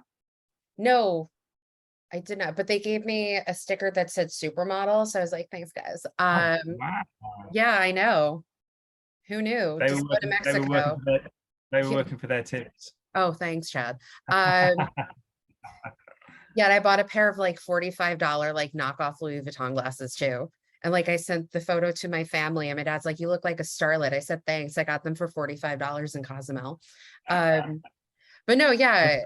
Anyway, you were saying Yeah, you but in Cozumel. Cozumel we have a lot of I mean, you normally get to Cozumel. Crew can normally get off around 8:30, something like that in the morning, and then we don't have to be back on board till 6. So that's like we get a good day there Yeah. if you don't have any work to do, obviously on board the ship. So yeah, we have a good day off, and we normally go either to the mainland. Sometimes we go over to Playa de Carmen, I think it's called, something like that, which is the mainland, or we sometimes we hire a jeep. And Mm. like a few weeks ago, I hired a jeep and went and did a little tour around there and that kind of stuff. So that's good. So there are some ports where we get most of the day off, but unfortunately, never enough to go to Disney. Yeah. Uh, Well, you know what? When you're done in April, take a trip, yeah. and Well, then I'm actually going to visit. I'm actually going to come to New York. Actually, I've got a lot of friends that live in New York, so I'll be in New York in April next year. well, let And me know, and I and I'll also give have my you one of those coins with the queen's face on it. please do. I My best will. friend my best friend lives in Orlando, or just north of Orlando. Yeah. So I do need to figure out a time to go and see him as well. Mhm. Um, Or just he has have the him come beautiful. to Miami, and like he can Well, stay at he your has, to bunk be bed. fair, he has. He's driven down to Miami a couple of times and we've caught up, but he's just bought a house there. He's English, he's from London, but he's just married an American. Got his green card. He knows how to do it. Mhm. And My friend's and married yes, to a Scot. I get it. oh Spent yeah, yeah. So investment. that's so he's married, he's there. So he lives there now, and he gets the beautiful residence fee thing for the parks. So he's at Disneyland every 2 weeks. He's there. Yeah, It's just a day out in the park for him. That yeah, that's like me strolling into central London. yeah. Or just like me going to Central Park. You Yeah, know. so I mean, do you want to pop on the Space Mountain today or whatever? Yeah, okay, let's go. For me, So it's like going to the Met. That's my happy place. I'll just like yeah, walk through the park, go to the museum, come yeah. back. It You can literally is never like my happy place. you Sorry. can never be bored in New York though. I've been lucky to go there a few times, and Mhm. there's always something new to see or something different. I haven't been there since, or maybe it was there, but I didn't see it. Is it like the honeycomb building? Like kind of Oh, like oh my God, what is it called? is it the hex or something like that? Like Yeah, why the vessel? the vessel, yeah, is that what it's called? Yeah. I Yeah, haven't seen that yet. I don't know if you're allowed to climb it anymore because there's been a couple of suicides from it. Oh, I did climb it when it first opened, and like going up higher was like really unsettling for me. So I was kind of like white knuckling the railing the whole time. And I was like, I need right. to go back down. And it was so windy, but it was cool. It's cool to look Yeah. at.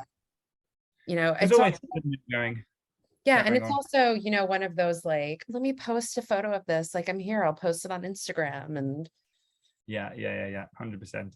but no, it's a 100%. cool thing to check out. And I mean, God, I'm gonna be like, when you come to New York, check out the High Line. It's really cool. What It's in the else? High Line. Yeah. It's in the High Line, yeah. I Yeah. think they're extending it to somewhere. I think to like towards Penn Station. I think they're extending it. Right. Yeah. Fantastic. I don't know the last time you were in New York, so I don't know what else you've missed. But It was 2018, so I'm not sure if there's anything. I mean, I think I've probably done most of the things, but there's always something that just, even if like Central Park, I haven't done all of Central Park. yeah. It's huge. Yeah. I've done the touristy bit, but I've Yeah, I never love it. I done. mean, I not to like brag or anything, but I am like a 5-minute walk to the park. So I know like parts of the park fairly well. And there's a really great walk on the bridle path that like ends up taking you to the Jackie Onassis Reservoir and everything. So Yeah. Oh, yeah. great. Yeah, Mhm. very lucky. My friend lives in I think it's Washington Washington Heights. Heights, Yeah, I think it's Washington Heights, I think. I Washington Square Park. Is it like high up on the island? it's not super high, but it is fairly high. Yeah, it's fairly high up, but it's not it's not too far from the north of Central Park. Do you know what I mean? Like, Yeah, Washington Heights. is that Washington Heights? Yeah, Yeah, I think it's that's where you live. So, west and yeah, up. Mm-hmm. up and up. North Yeah, of yeah, the Upper West Side. yeah. Or oh yeah, I'm trying to think of her address. Maybe was it like Columbian Avenue or something like that? Maybe that's a different side. It's it's Columbus Avenue, not Columbia. Sorry. Columbus. I mean, but Columbia University is up that way. Oh, okay. Maybe So that's right. maybe there is a I'm thinking Columbia somewhere Avenue Columbus. there that I don't I know. don't know. I don't know. I can't remember. I could be Hey, making it you're up. not from New York and you haven't been No, here I know. for 4 years. You also haven't like posted any like photos with your dinosaur that you traveled around with. Oh, I know. Oh my Well, do God, you know your what? eyes just glazed over when I said that. I'm sorry. Did I bring up a bad Yeah, memory? yeah, no, I forgot him. I Oh, forgot him. Yeah, so I have a little travel dinosaur that I bring around with me, and I accidentally left him on my bed in London. And I realized as soon as I left, I was in the cab going to the airport, and I thought, I've left it. I purposely put the dinosaur. I think I'll put that in my backpack because I'll take a picture of it at the airport. mm-hmm. Do a nice little black and white photo of the airport, and I forgot it. So that Well, Instagram account has isn't there gone quiet. somebody who has access to where you Yeah, live to that be can? fair, yes, that is true. To be fair, I did think about doing it, and I thought, no, it's ridiculous. But you know, it's I need some home comforts now. We're halfway through the contract, so it might be. To be fair, I have a friend coming out in December, so I might ask him to bring it with him.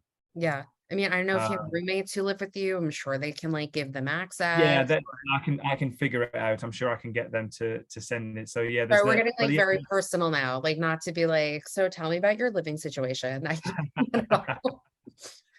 Yeah, no, I can definitely get. I do have a roommate, and I'm sure he could pass that on to my friend who was coming out.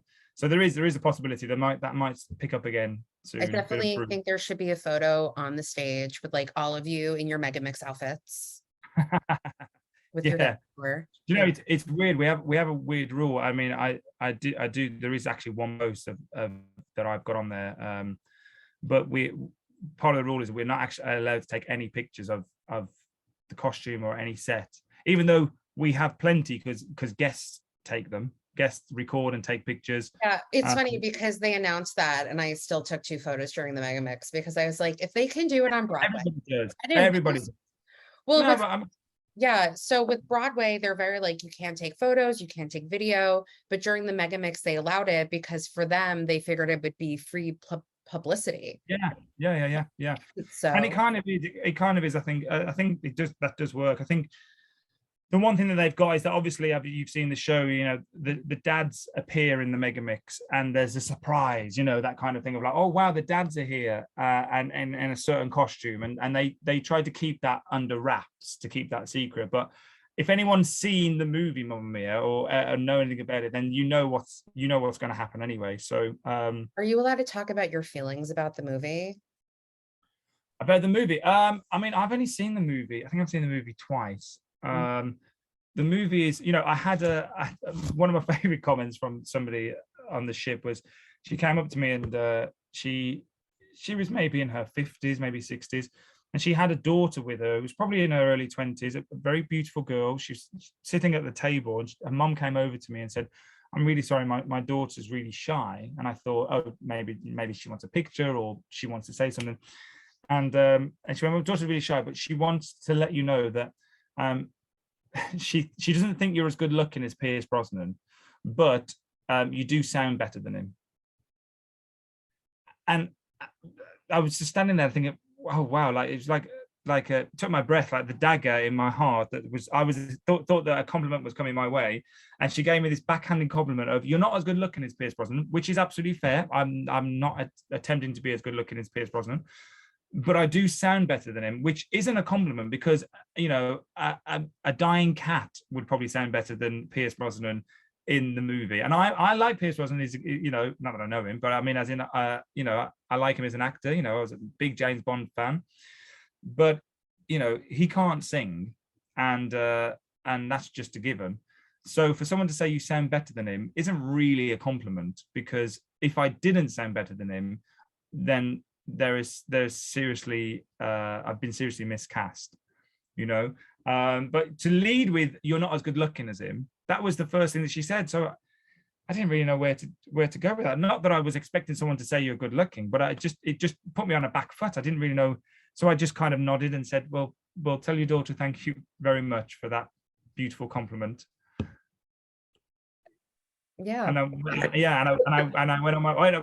It was in the dining room, so I had a plate full of food. It was in the which room? It was in the dining in the Windjammer with the buffet. Yeah. So I'm just there stuffing my plate with 3 chocolate cakes as standard, and she just comes up to me, and so then I was like, well, thank you for that. Those beautiful words. I went to see Mamma Mia because Dominic Cooper was in it. And yeah. I'm if you've listened to the podcast, and this is for the people who have, not including you. I'm a huge fan of the History Boys. That's why having like Samuel Barnett come on was like a big thing for me. And so when Dominic Cooper was in this movie, I'm like, I'm gonna watch him topless in a movie. It'll be great. And some like random dude, there's like plenty of seats in the movie theater. I'm by myself. Some random guy is like, oh, is this seat taken? I'm like, no, it's fine. Some random guy just sits next to me at the movie and is talking to me in the movie, like, oh, when Sophie was born, these guys were like 50, and just like making comments to me. And I'm like, sir, I don't know you. And you're ruining this moment for me. And I then need to see Dominic Cooper topless. Oh, excuse me. Yeah, it was great. But I just remember him asking me if I've seen the show, and I said, yeah. And then he asked if you find out who the dad is. And I said, no, you don't. But that was my movie experience with it. But I do remember, it's coming back to me now, when we sold the DVD at the show. I think there was like a special edition that if you like hit the box, it played music and it lit up.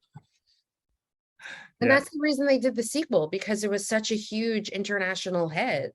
I mean, it has. I mean, I think the movie has been super successful. I mean, it's I've only seen. I saw it once in the cinema. My cinema experience was, I was dating a girl at the time that. And you didn't have some random guy sit next to you asking you questions? No, I didn't actually. No, do you know what? I was very lucky that the girl I recently started dating, I've only been dating her maybe a month or something like that, and before her, weird connection, talking about what earlier on, was she used to date Andrew Lloyd Webber's son. And which I've met Andrew Lloyd Webber a few times, but I'd never met his son. But she used to date him, and when the film came out, it opened in Leicester Square in our big cinema kind of movie called the Odeon, and she had VIP tickets with that he'd got her, but then they broke up, and then we started dating like a couple of weeks later, and we'd only been dating a couple of weeks, and then she took me to the VIP. So I'm walking this red carpet with all these people, with this girl that I'd only just started dating. And it was a great experience for a movie that I actually wasn't really that bothered about. I wasn't. I mean, I love ABBA. I think ABBA are amazing, but I wasn't really that. But I thought, it's not kind of my vibe. I like Die Hard. I'm an action. I'm not really that bothered about. Even though I love musical theatre, I was like, I'm not really bothered about. You had James Bond in it. I mean, come on. Well, that's what sold it to me. If I'm honest, you had one of the Kingsmen in the movie. I mean. Well, yes, it did. It did, but Kingsman wasn't out then at the time. It's true. So I didn't. The prequel that they just did. I'm trying to think. It's called The Kingsman. Yeah, it's yes, right.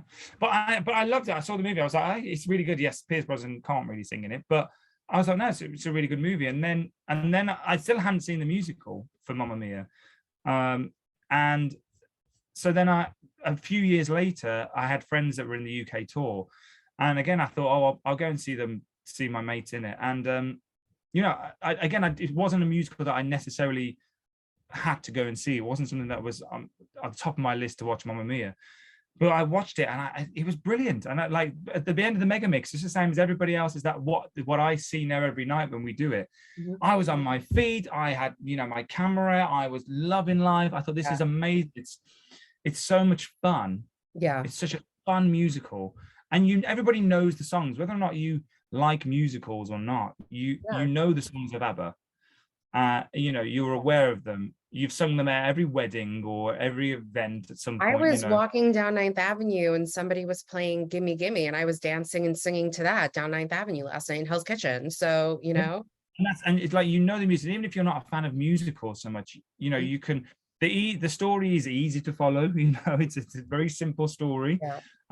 There's lots of laughs in it, there's great music, there's great costumes and choreography, and it's just such a feel-good show. And I don't think I've met anybody that has left Mamma Mia sad or like angry or feeling any kind of negativity, you know. I would always say about the show, it's just mindless fun. You know, one of the years I was working there, something happened with a family member. Like they got very sick, and you know, it was kind of like I was at Mamma Mia when it was like all happening, and luckily like the merch was like a family, and it just like it was kind of kismet that like I was at that place at that like show that night. I mean, I got to leave early because I was like a mess, but it'd be better than if you're at Les Mis or you know, something like, you know. or Phantom. And I love Les Mis, yeah, and I love Les Mis. It's one of my favorites, but it, you know, Have it's you not. ever auditioned for Les Mis? Yes, I auditioned for it quite a few times. I actually got down to the round just before the finals. I got down for a student, but again, it's the same what I said before. In my younger days, I was just a little bit too. I just wanted. I was a bit too. Well, Les Mis wasn't too bad with the tall, but I was too tall to play a student, but I was too young looking to play an adult. So I was in this weird casting bracket where, you know, they didn't really, but I actually, one of my auditions, I auditioned twice for Les Mis, and I can't remember if it's the first or second time I auditioned for them, but I started singing Stars from Man of La Mancha. And I start, and it's like to dream. Oh, sorry, not Stars. To dream the impossible dream. Sorry. Yeah, because I was like, Stars is Les Mis. Yes, yeah, no, sorry. I sang Stars afterwards. Stars was the second song I had to sing, but I sang The Impossible Dream. So so I started going to dream the impossible, and as I get into it, the door swings open. There's a panel in front of me. The door swings open, and Sir Trevor Nunn just walks through. He goes, "I'm so sorry, I'm late."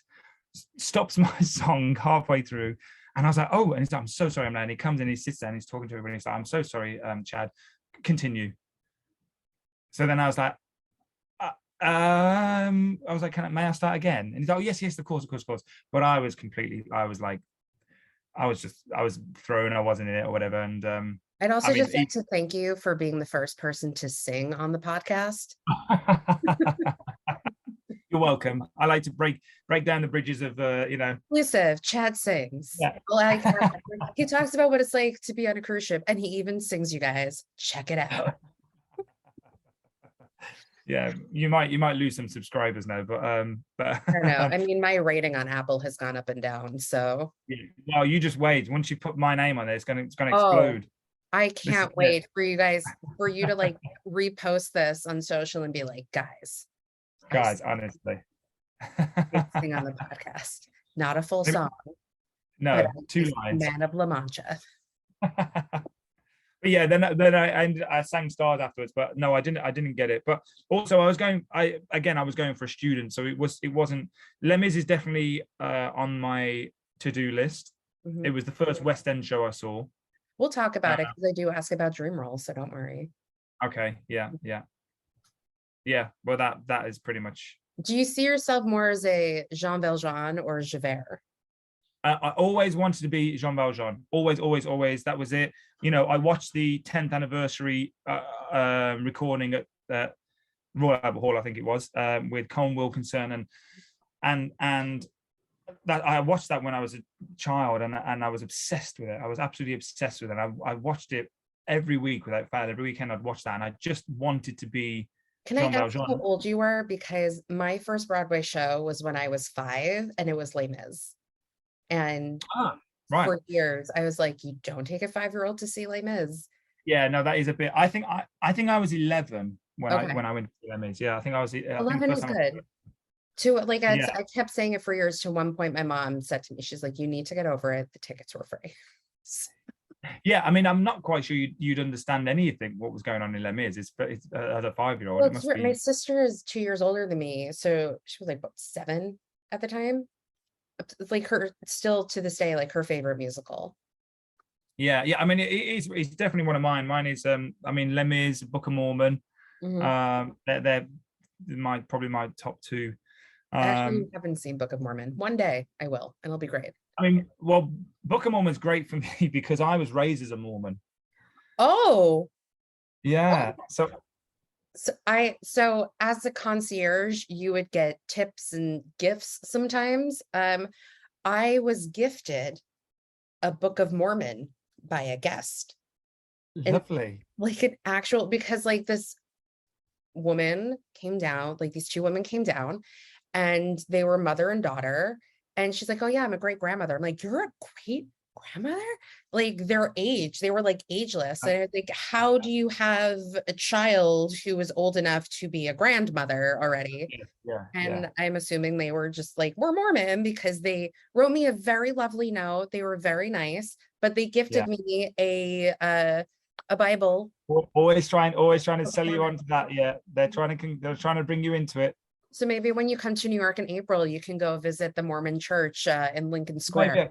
Maybe. I kind of like got kicked out when I was 11 or 12, I think, because for me, I'm not a religious person myself, and as much as I've got a lot of respect for Mhm. religion and you know how it makes people feel, and I have an utmost respect for that. It's not for me, and it, you know, and I did used to question a lot of things about Mhm. just religion in general. It was nothing specifically about Mormonism. It was just religion in general. I didn't really understand it, and I Mhm. didn't want to understand it. So, but yeah, so when the Book of Mormon came out, I was intrigued to see what it was, and I saw it in London, and it was fantastic. I thought it's very. I actually think the Mormon community embraced it as well. I think Yeah, they actually embraced from what I've heard. they embraced it because ultimately it was free publicity for them as well. Yeah. So you know, and that, you know, it is, and I know a lot of, you know, I have a lot of friends who are Mormons, and they're lovely and that kind of stuff. So, but yeah, Book of Mormon and Les Mis are my top two shows, I think. But yeah, 5 years old is probably a bit too young for Les Mis, I would say. Yeah. So I think my second show was Blood Brothers, actually. So Yeah, well, Blood Brothers was the first one that I saw. That was on a UK tour, and they came to a local theatre. So that was like the first professional show I ever saw and that was probably when I was about 8, something like that. mhm. But yeah, so growing up, I used to be, or I just wanted to be Jean Valjean, and then my voice broke at whatever 13 or 14, and then I quickly realized that I will never be a top tenor or a tenor. You know, I'm a bari tenor maybe, or a good baritone. And so then I started thinking, well, I'm never going to be able to sing those top B's that Jean Valjean sings. So maybe Javert's a better bet. And then I started actually looking at the role of Javert. I thought, actually, this is a great character to play. Mhm. You know, so now, I mean, if I, you know, when I get back to London, it's definitely going to be on the cards for me to audition for Javert. I mean, I'm not saying I would get Javert, but definitely a cover or something like that would be great for me, I think, and it's definitely a role that I would love to play. Mhm. Um, that probably is my, even though that probably is my dream role, to be fair, of what I would like to play would be Javert. I think there's other parts that I think, yeah, I would like to be in this show, but I think dream roles, I think Javert or Jean Valjean if I could sing it. I do want to ask before I forget. You were toothless at Mm, the Cannes Film con, Festival. right? Yeah. Mostly because Kate Blanchett just knows what she's doing. You just had like a full photo shoot with Kate Blanchett on the red carpet. What was that You know, like? this was I And how did again, that job even happen? And you know also, what? how much did Yeah. your body hurt after? Yeah, that was a really it was a fantastic kind of period in my career, I think, when, you know, I did I trained in puppeteering as well when I was training, and that I did a bit of puppeteering, Which and worked that for your which exactly works for my Rorschach, dinosaurs. Yeah, my mhm, rawsome which entertainment.co.uk. sounds like Rossum Yes. Friends. Exactly. See, I'm Or linking it he's all in. kind of like Indiana Jones, and he's like, I Yeah, am like Indiana Jones. Sorry, I yeah, watched a lot of yeah. Friends during the pandemic. No, no. But Um, yeah, I think I just wanted to be Ross growing up. I think that was me, like this yeah. fun-loving geek kind of person. But yeah, so I did puppeteering, and then I did a pantomime, which is what we have in the UK. It's like a Christmas show that we do, and it's a fairy tale that we'll do like Aladdin or Cinderella, and you kind of mix it up, and there's a lot of comedy involved and that kind of stuff. Anyway, I did one called Jack and the Beanstalk, and they needed someone to play the giant, and I was in the ensemble for the show, but then they also needed someone that had puppeteering skills that could do this big giant, and it was a 15-foot giant that I was inside. I was on 3-foot stilts, and they had to lower the body, the chassis over me. I had to strap it in. I had a parachute harness linked into it, all this kind of stuff. And then I come out and do this thing, and they auditioned me and they said, have you done puppeteering? I hadn't done puppeteering like that, but I, as you do in auditions, always say yes. Yes, yes, yes, I've done that. 100%. I can do that, no problem. Never done that kind of thing in my life. Never been on stilts before. So I went to this factory, and where they manufacture this puppet, and I did like a couple of days training there, and it was really intense. And I had to blag it because I'd told them that I knew what I was doing, and I had no idea what I was doing with this.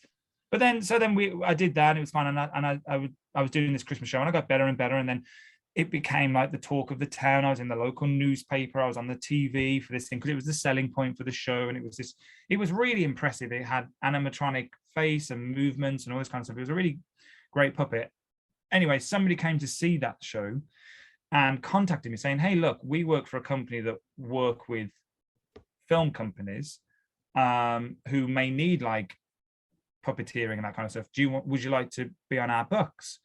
And I said, yeah, okay, great. So I joined this company, and then within about 2 weeks, they said, hey, look, DreamWorks have been in contact with us, and they want someone to puppeteer Toothless, the dragon, for all their film premieres, all their any press that happens.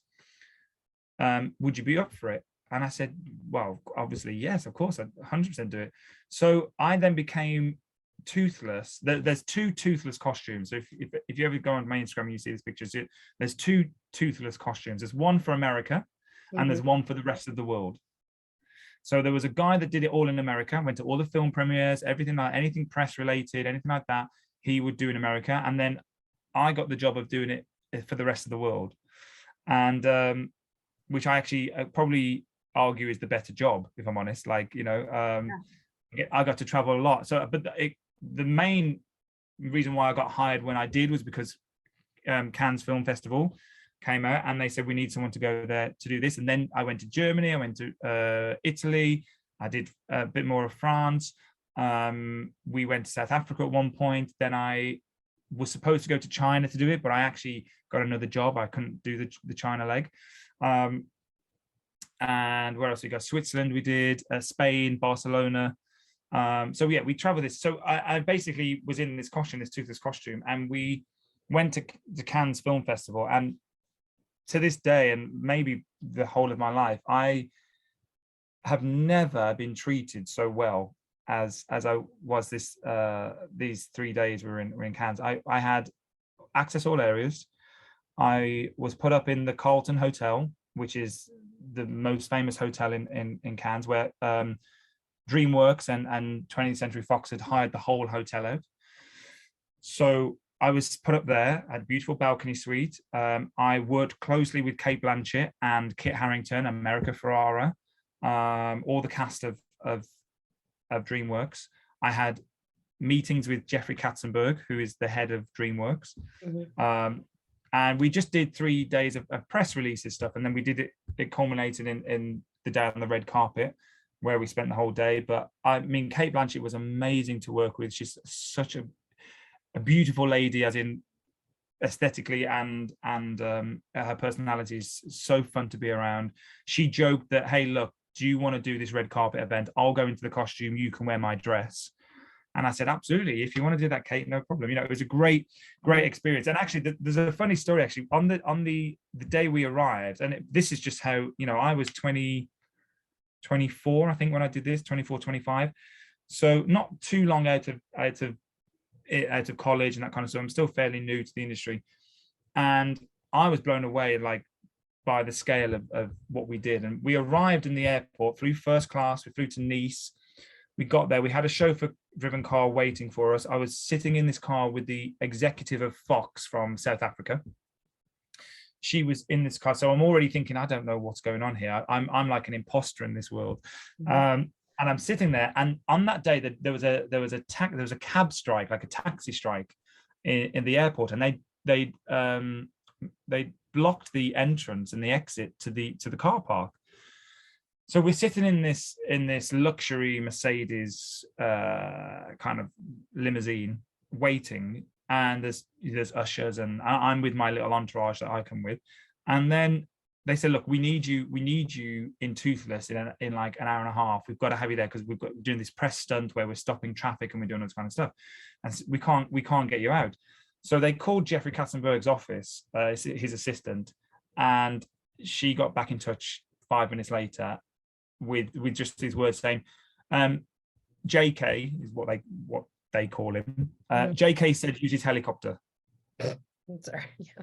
So I'm sitting in the back of this Mercedes just with this executive. I'm thinking, use the helicopter. And then one of the ushers came around and said, right, Chad, bring your bag. We're just going to Jeffrey's sending his helicopter. So it's going to pick you up and it's going to drop you off on the helipad, the main helipad of Cannes. And I was just thinking, this can't be happening. Am I actually going to arrive at Cannes Film Festival, the biggest festival in the world, in Jeffrey Katzenberg's helicopter? So this is unbelievable. It actually ended up that I didn't, which is a tragic ending to the story, because and I'm still annoyed to this day. As we left the cab and we started walking to the helipad, the police arrived and managed to move the taxi blockade out of the way. So they said, well, look, by the time the helicopters arrived, you've gone through security again, you've got on the helicopter, you've gone back out, we probably will be there in the car anyway now. So I ended up, it was still a lovely car, but I ended up arriving by car. But I was so close to arriving at one day, Chad, it'll happen. I know it's going to happen. I feel it. I was Somebody will recognize you in the Marvel movie as an alien. That's it. Yeah, that's it. And say he's got to arrive at Cannes Film Festival in a helicopter. And JK, the initial was JK, so I was like, just kidding, no helicopter. Yeah, exactly. Yeah, I tell that story sometimes. I can't believe I almost, but I did meet him, and to be fair, to say that he owns DreamWorks and he's one of the richest men in the world, he was quite nice actually to work with. He was a nice guy. So that's and then after that, I did Toothless around Europe and other countries further afield. But yeah, again, one of the best things I've ever done that, and that was all because somebody saw me do a Christmas panto. So you never know where jobs are going to lead. Yeah, I mean, during the pandemic, I directed a bunch of virtual readings, and I, reached out and cast people because, I saw them in this show and I thought they were really good and I thought they would be good for this. And hey, I saw you, Mamma Mia, and I was like, come on my podcast. Yeah, exactly. You never know where anything's going to lead. I think it's important as in this career just to always, well, not always, but say yes to a lot of things. You just don't know, where things are going to lead and what doors are going to open up. Yeah. All right. So let's talk about your top going theater experiences. Do you have any? What are they? My what? Sorry. Top going theater experiences. Top going. What does that mean? Like your favorite things that you've ever seen. Oh, right. Okay. Right. Yeah. Sorry. I gave you a homework assignment, Chad. Come on. Yeah, I'm so sorry. I apologize. Okay. Sorry. It's this terminology. Sorry. Sorry. American, British. Yeah. What would you say? Top theater experiences or favorite things you've ever seen or things that stick with you still? Yeah, I mean, we mentioned it earlier, but I mean, when I saw Les Mis the first time, that was incredible. That really cemented for me. I was like, wow, this is what I want to do. And then I remember I saw the UK tour of Miss Saigon, and it had Ramin Kahlui. I can never pronounce his surname. That's him. I always call him. He was I actually actually. doing Man of La Mancha in New York. So when you mentioned that, I was like, that's funny. Oh, And is like he in Funny a Girl at the moment? Is he still doing Funny Girl at the moment? he is. I saw him in it with the original cast, and Yeah, he's yeah, wonderful. He's yeah. he. I actually saw the Les Mis production he was in. I won tickets, Ah, right. and I texted my Okay. mom a photo of him with his shirt ripped open. Oh, And yeah. she was like, I was like, this is who we're seeing is Jean Valjean. She goes, hello. So yeah, and I that's always when I was forget how to like, pronounce his name. I'm sorry. I always forget how to pronounce his name every time he comes up. I'm like, oh, I can never. I actually did a concert. I did a concert with him once. Weirdly, on the Mamma Mia stage, on the Oh, Prince of Wales Theatre, which is an incredibly raked stage as well. mhm. Yeah, we did. We did Your stage isn't raked, so you guys are lucky. Sorry. Your stage isn't raked, so you're lucky. Yes. Yeah. Yeah. Yeah. To be fair, yeah. Where Wicked But is in New York, it's also raked too. yes. Yeah. Yeah. So it's yeah, that's a weird little connection. But yeah, I saw him in Miss Saigon, and I thought, oh my god. I mean, he was He was still Chris, young in his. right? He was Chris, yeah, he was Chris, yeah, and he was still young in his career, I think, at that point, Yeah.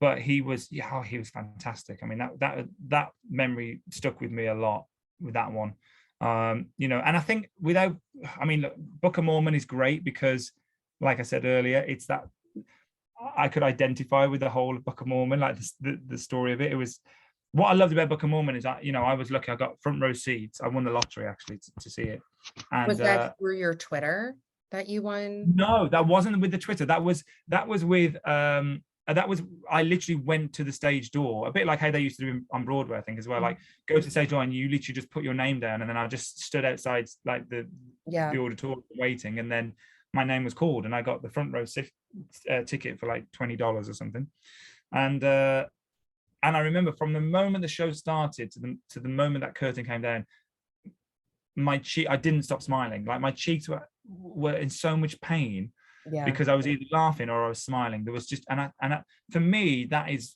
what theatre is about. It's invoking that emotion of whatever it is, whether it's sadness or whether it's happiness or whatever. I want to be taken away from my daily rigor of the normal routine that we have at home. And Book of Mormon did that for me in bucket loads of that. So I really loved that experience. I think working on chess was a great experience for me. Working with so many amazing performers, Josh Groban and Adina Menzel and David Bedella and Marty Pello from Wet Wet Wet.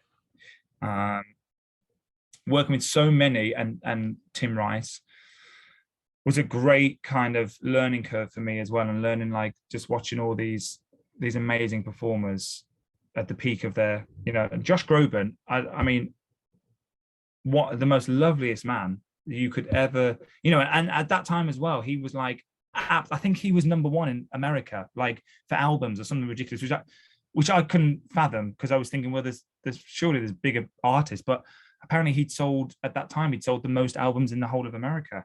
And there was people outside, like with a tattoo on of his face on her arm, wanting his signature so she could get his signature under the. It was crazy. It was like Michael Jackson level crazy with some of these fans. So that was a great experience. For return to Broadway. So yeah. I mean, it's gonna be interesting to see him, do that.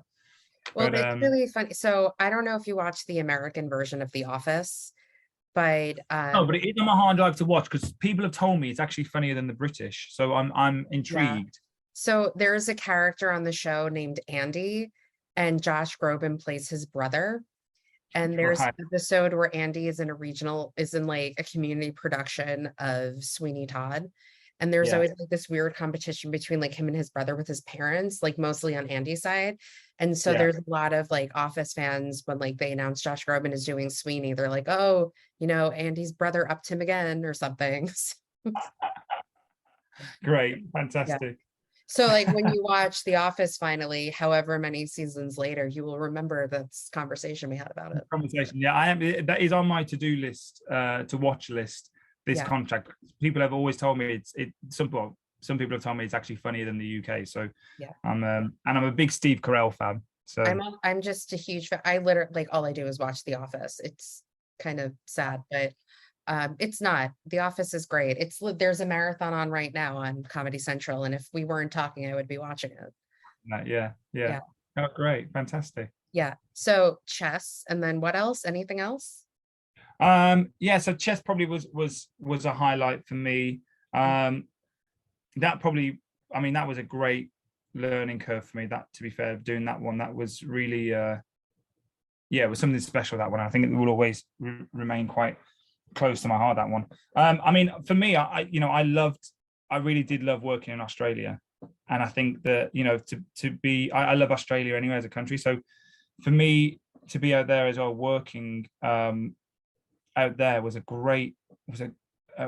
amazing, because it's a completely different audience out there. You know, they do have theatre, but it's not like how it is in London and the UK. So to be able to bring shows to them was a great experience for me. I never actually got to see anything in Australia. Oh no, I did. Sorry, I saw Aladdin. I got to see Aladdin at the Sydney Opera House, which was great. Oh wow. Which was, yeah, it was really good, because yeah, it was actually a good production. I mean, Disney's always do a good shows, don't they? But yeah, I think for me, Les Mis is probably the highlight of every show that I've ever seen. I think it really is and Back to the Future. I mean, when that comes, honestly, I'm telling you, you're in for a treat. Get the tickets, because I'm not saying it's the perfect musical, but it is fantastic. Like, especially for anybody that has watched the film, sorry. Yeah, what a fantastic musical to watch. And also, one of my favorite films was Mrs. Doubtfire growing up. So I'm really intrigued to see Mrs. Doubtfire when I get back, if it's transferred to London. I'll be really intrigued to see what that's like as well.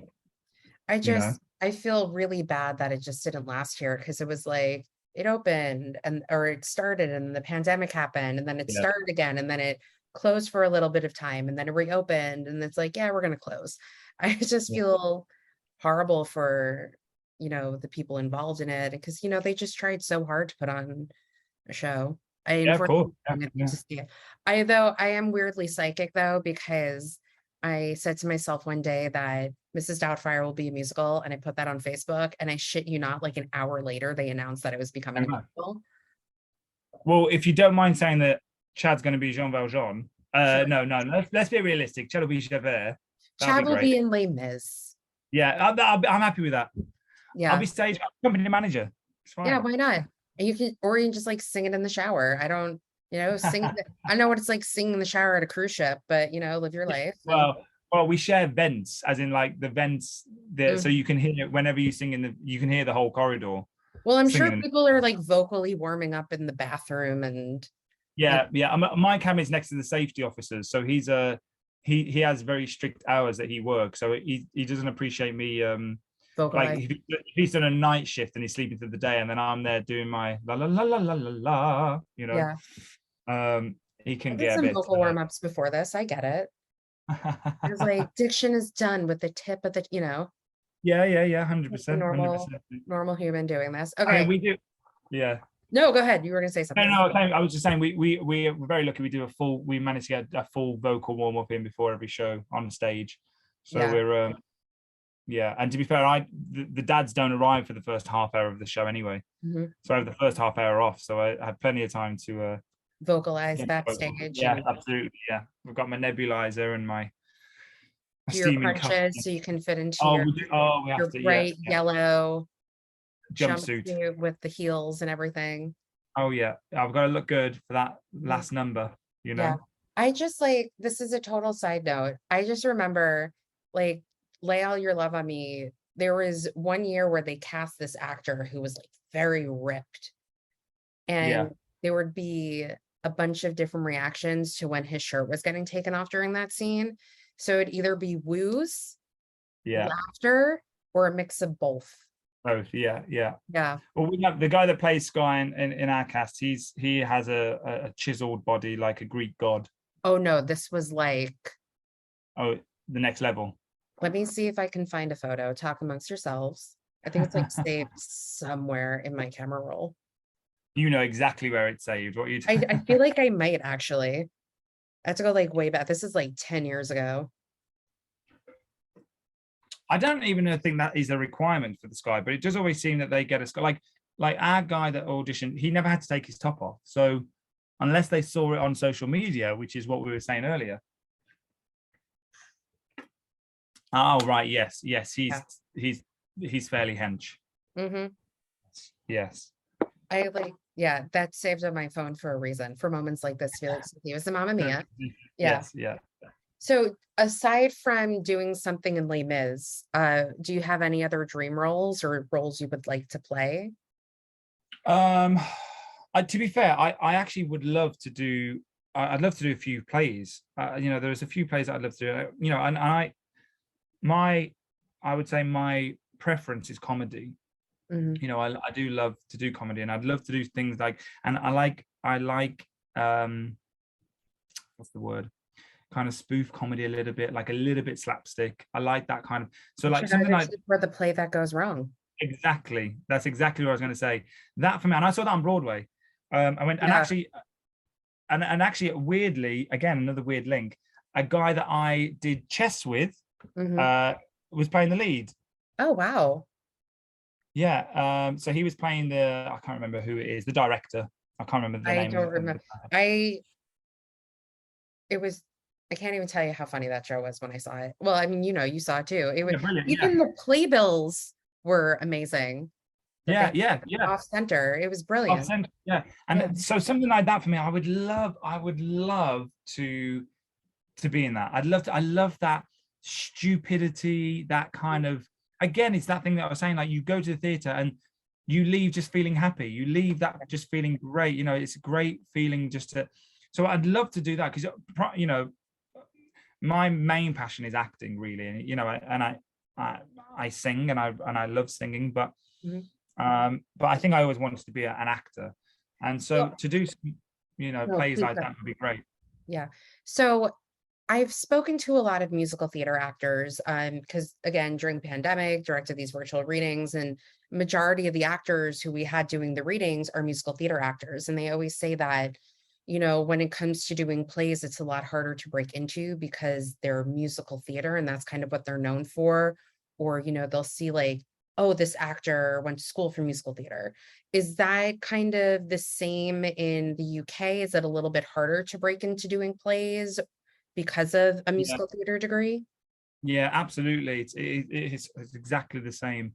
It's very difficult to get seen for certain things like that because you're pigeonholed. You're told, hey, you're musical theater, and this is what you trained in. Leave the acting to the actors, and to some degree, I understand that it's there are people that have trained to be actors that are more than capable enough to doing those plays. So there is an argument to that, but also I feel like, well, ultimately if I'm right for the part, it shouldn't really matter what degree I had or where I came from. If I'm right for that kind of part and I can do the role, it shouldn't really matter that I'm musical theatre trained. Another show I'd love to do is One Man, Two Governors. No. Yeah. One Man, Two Governors. Yeah, that's right. One Man, Two Governors. No, I'm saying that's because yes. Yeah. I would love to do that, but again, it's difficult to break into when they see you and also on the same time, that works with cruise ships as well. Like they see that you've done cruise ships. I haven't done that many cruise ships in the grand scheme of cruise ship world, but I've done a fair few. And so a lot of the time people kind of go, oh, he's a cruise ship entertainer, which back in the day was very different to what like my actual training is. Back in the day, if we were talking 20 years ago, cruise ship entertainers were cabaret kind of singers, and they're very good. They're absolutely very talented people, but they weren't musical theatre people. They were people that went and sang Elvis songs and Robbie Williams songs, and and they were impersonators or something like that. They weren't, and the world has changed now with cruise ships, and now we have Broadway shows on, so that is getting a little bit easier.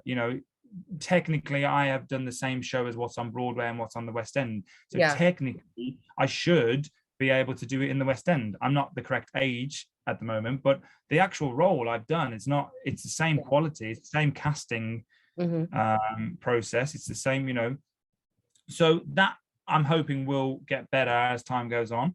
But yeah, definitely it is difficult to get, and I have done plays. I managed to do some plays in the UK, but to get the Didn't big, you do a radio play or something called Visitor? yeah, I did. So I did, and it was a BBC radio play. Mm. Yeah, it was called Visitors, and it was about it was a thriller, and I'd never done that before. I have a very good, again, it's about who you know. I have a very good friend who used to be a Hollywood actress in the 80s. She used to be in Dynasty, the original, or Dynasty, I don't know how you pronounce it in You say America. Dynasty, but I like how you said Dynasty. Dynasty. I was going to Dynasty. say, as we call it, Dynasty. Yeah, we say Dynasty, but I think it's called Dynasty. And Okay. she played, and she was on. She's reoccurring in General Hospital as well. Which actually she's going back into now. Her name's Emma Sams, and she's like my second mother. She's an amazing lady, and I love her to bits. And she wrote and directed this play, and she said to me, "Hey, there's a part in this for you. Would you do you want to come and have a reading of it and see what it's like?" And yeah, it was a great 5-part series over BBC Radio, and I played one of the detectives in this thriller of this missing person.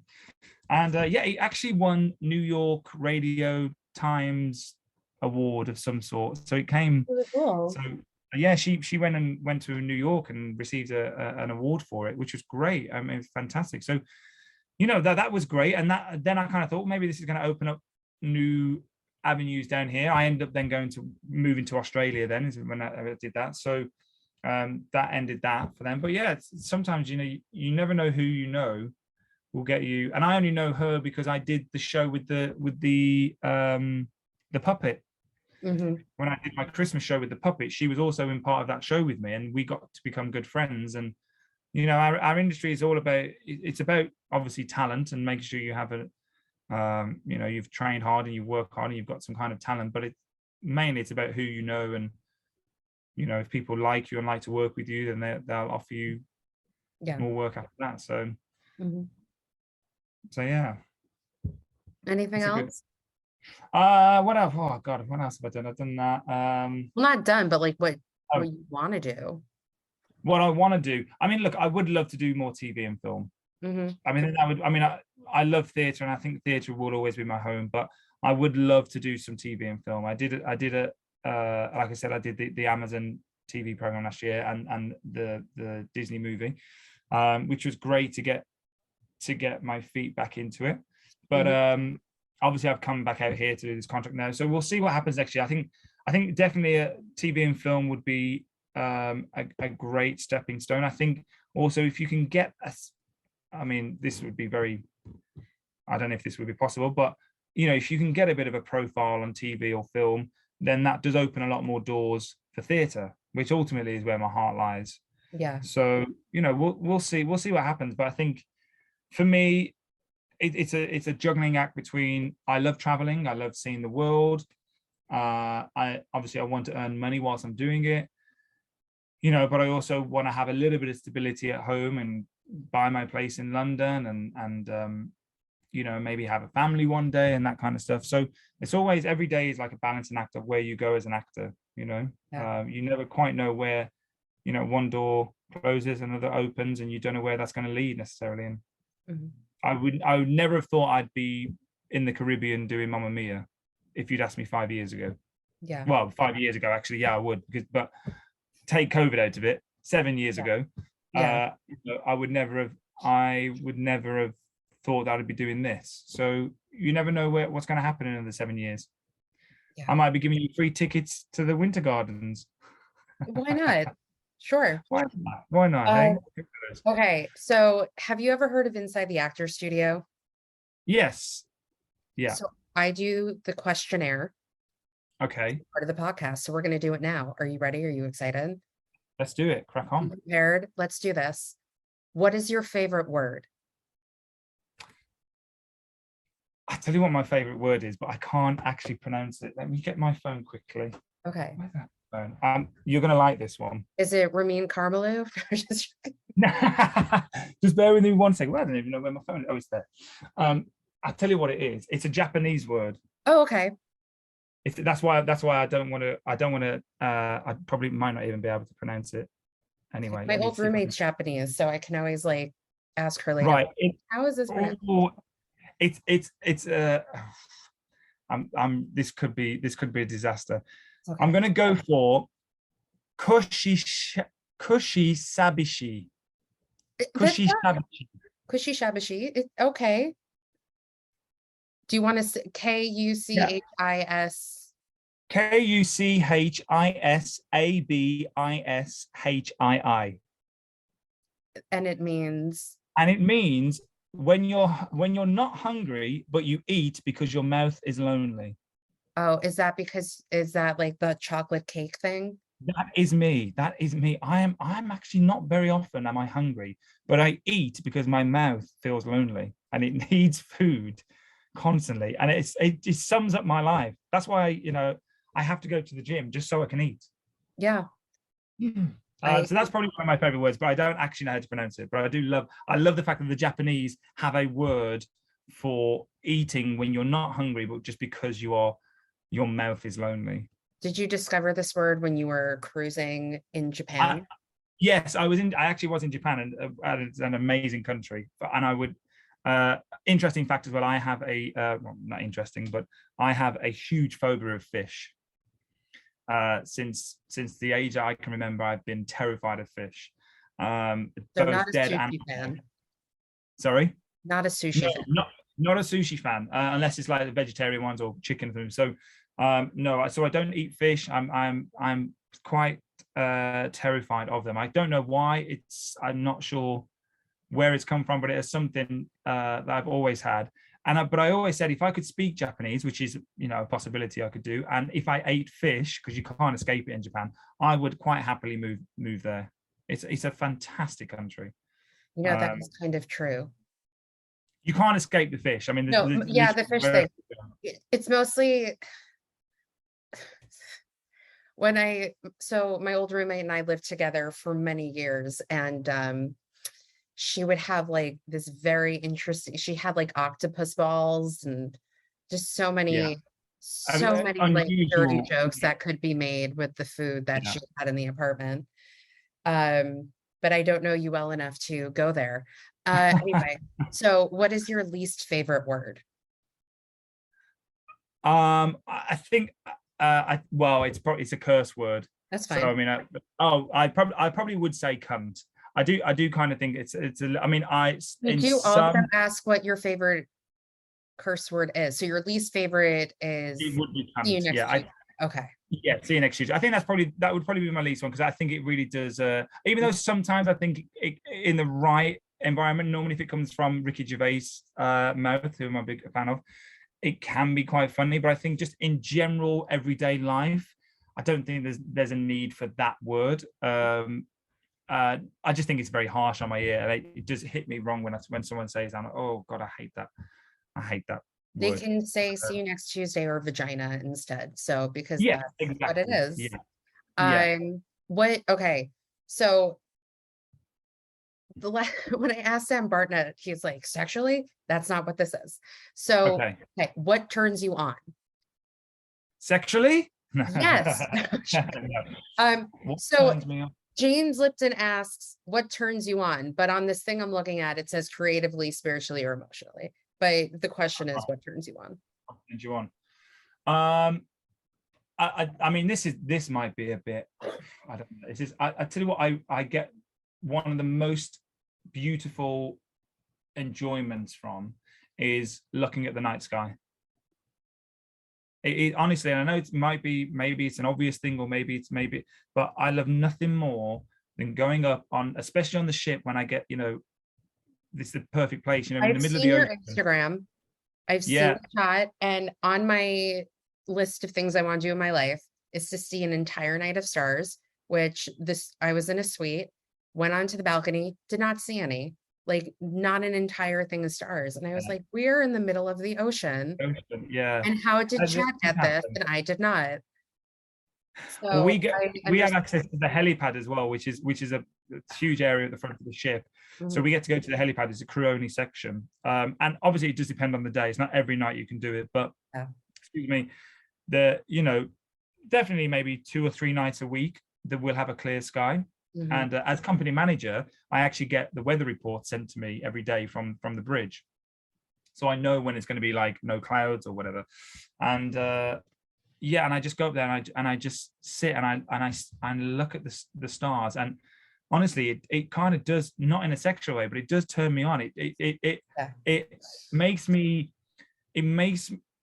it's so humbling to watch, because no matter what stresses I have in my life, and whatever's happening, it's all trivial compared to the universe, and whether or not you believe there's a heaven there or whatever, anything like that, whether you're an atheist or religious or whatever, ultimately there are stars there, there are galaxies there are planets out there that kind of don't care about us, that we don't mean anything to the universe in that way.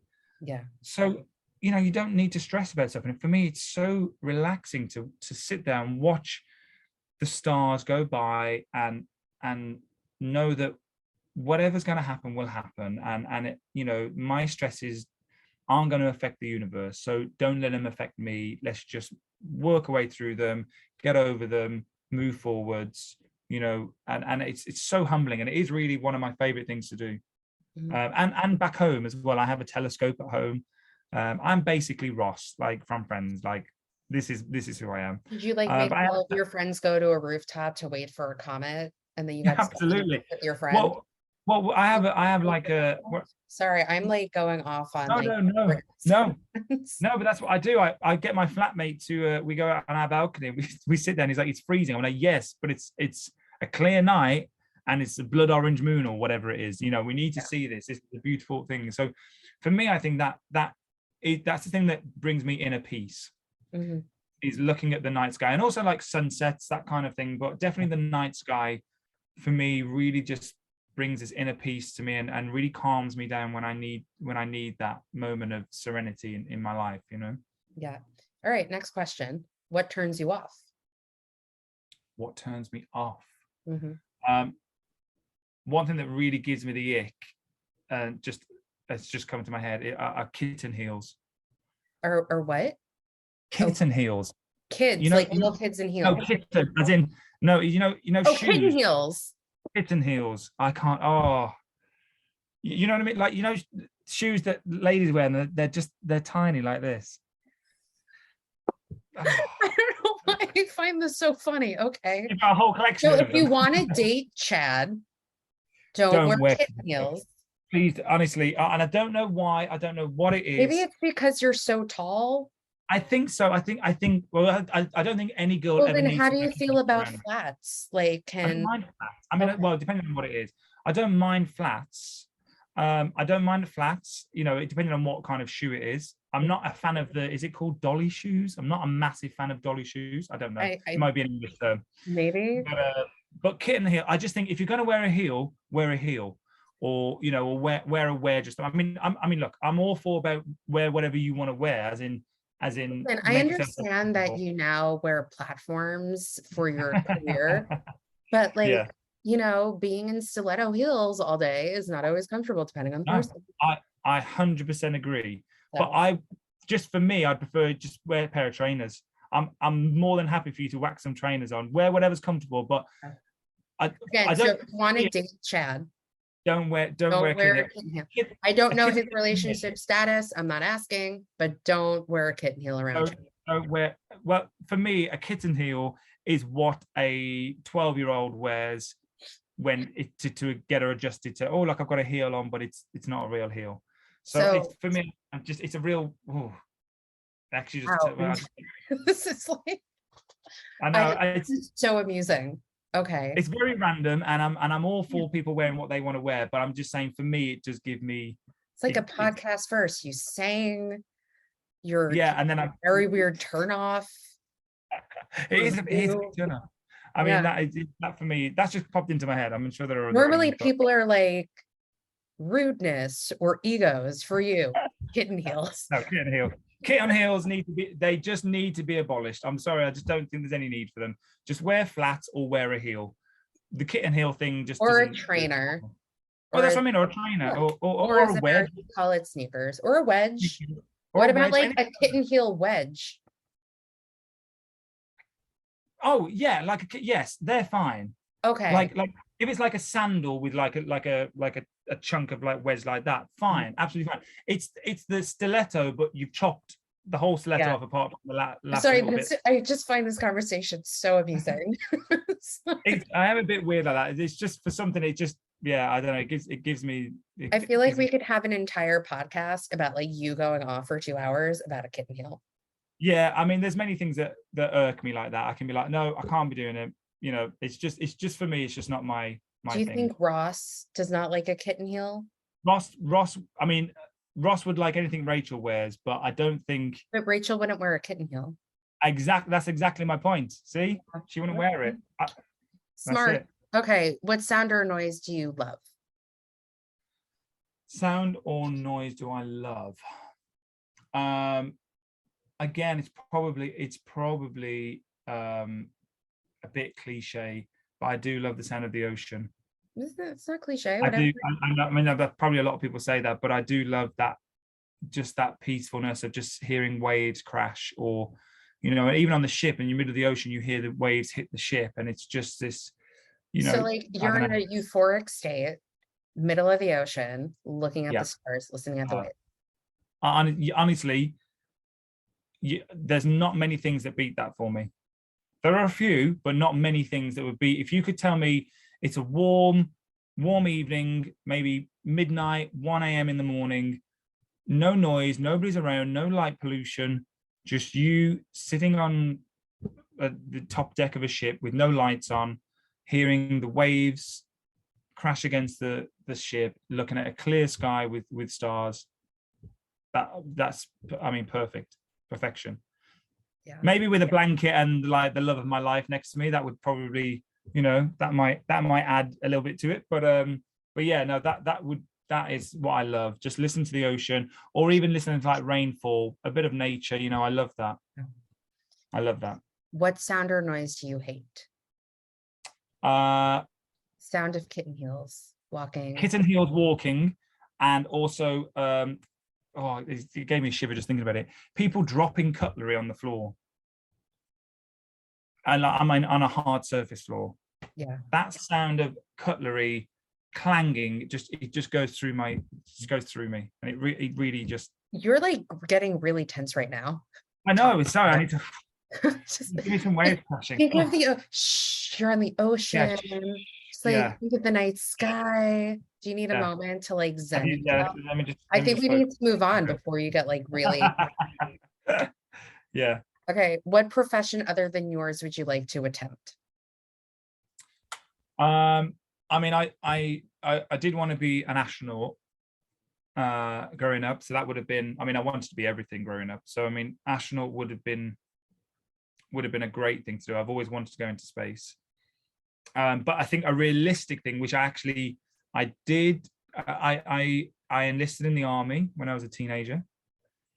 So I did my basic training as an infantry. My granddad, well, I come from a military background as well. My granddad and my great granddad were in the Navy. Mhm. I couldn't join the Navy because I'm partially colorblind. So I failed the test for like being in the Navy, but I could join the infantry, and so I did I did kind of basic training there. But they told me once I'd finished that it was during the Iraq War, and they said, look, we're not going to lie to you. You will be going to war. We will be sending you on the front line once your training is finished. And I spoke to I always wanted to be a performer. That was always in my head. Like I still want to be a performer, but I've always had this thing with maybe the military and that kind of stuff. And I did this training, and I loved the training, and I thought it was great. And I was kind of a bit blind. I was blinded by the fantasy of being a soldier. And then after consideration, I realized that maybe going to war wasn't the best thing to do. Like, do I really want to do that? And so I left, but then I still wanted to pursue that kind of area a bit. And so I looked into being a armed police in the UK, because we don't have our police force don't carry firearms. as standard. So to do that, you'd have to be a specialized SO19 is what they're called, and they're the firearms unit for a police officer. So I was heavily considering being a police officer and focusing on that. And then there was a time in my then I went to college and I trained as an actor and all that kind of stuff. And then there was a period where I had about 9 months of no work at all, and I was considering giving everything up and going, oh, I can't do this anymore. And I actually enlisted in the police force. And I filled in the form and I sent everything off, and then they came back and I had like an interview date and I had to go and do these courses and all this kind of stuff. And then I happened to get a job as I happened to get a job, and I went and did an acting job, and then that was that. But I probably would have been a police officer of some sort, I think. Well, you can maybe play one on TV or in a show. Well, that's what I'm hoping. There you go. Or like an alien police officer. I'm just like still going back to you and like Marvel. What profession would you not like to attempt? I couldn't be a surgeon. Too but squeamish. You can play one on TV, guys. If it's fake blood, great. Anything to do with blood, anything to do with like open wounds. If you cut your finger or something, I'm fine. But if there's like, your knees, your legs out. Because I feel like you got really tense the last. I don't want these questions to like make you again middle of the ocean. It's night. There's a sky. You don't like sky, wound, bloods. Keep me cool. No, I can't do blood. I can't do.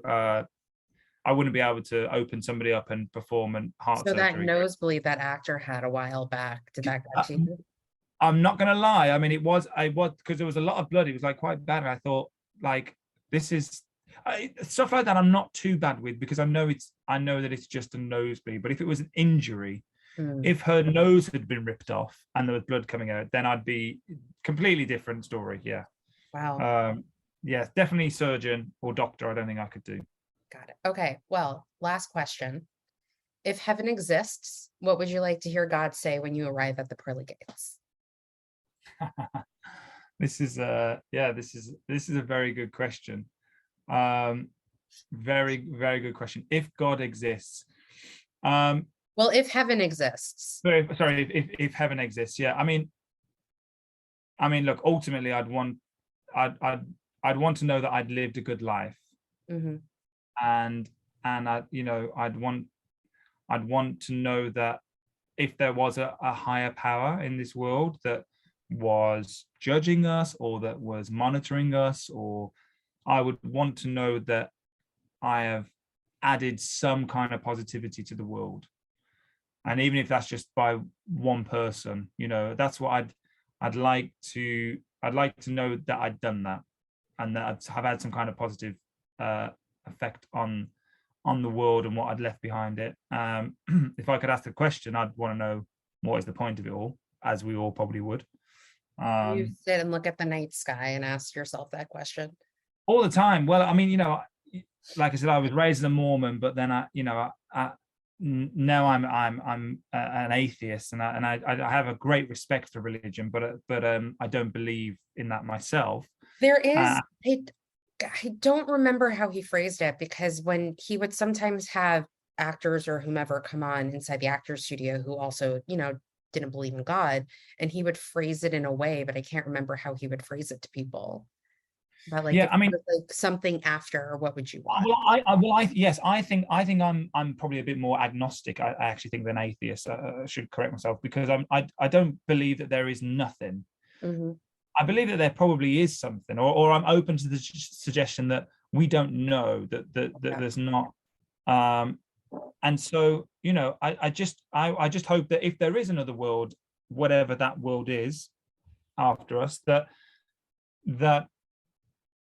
I mean, I can't predict what we're going to go into, what that world is. So for me, there's very little point stressing about what's going to happen after that. I just would like to know that what I've done on this planet and in this world, in my life, that I brought people happiness, and I think for me, it keeps me grounded in that respect, that when I'm dead, and if something happens after that, great.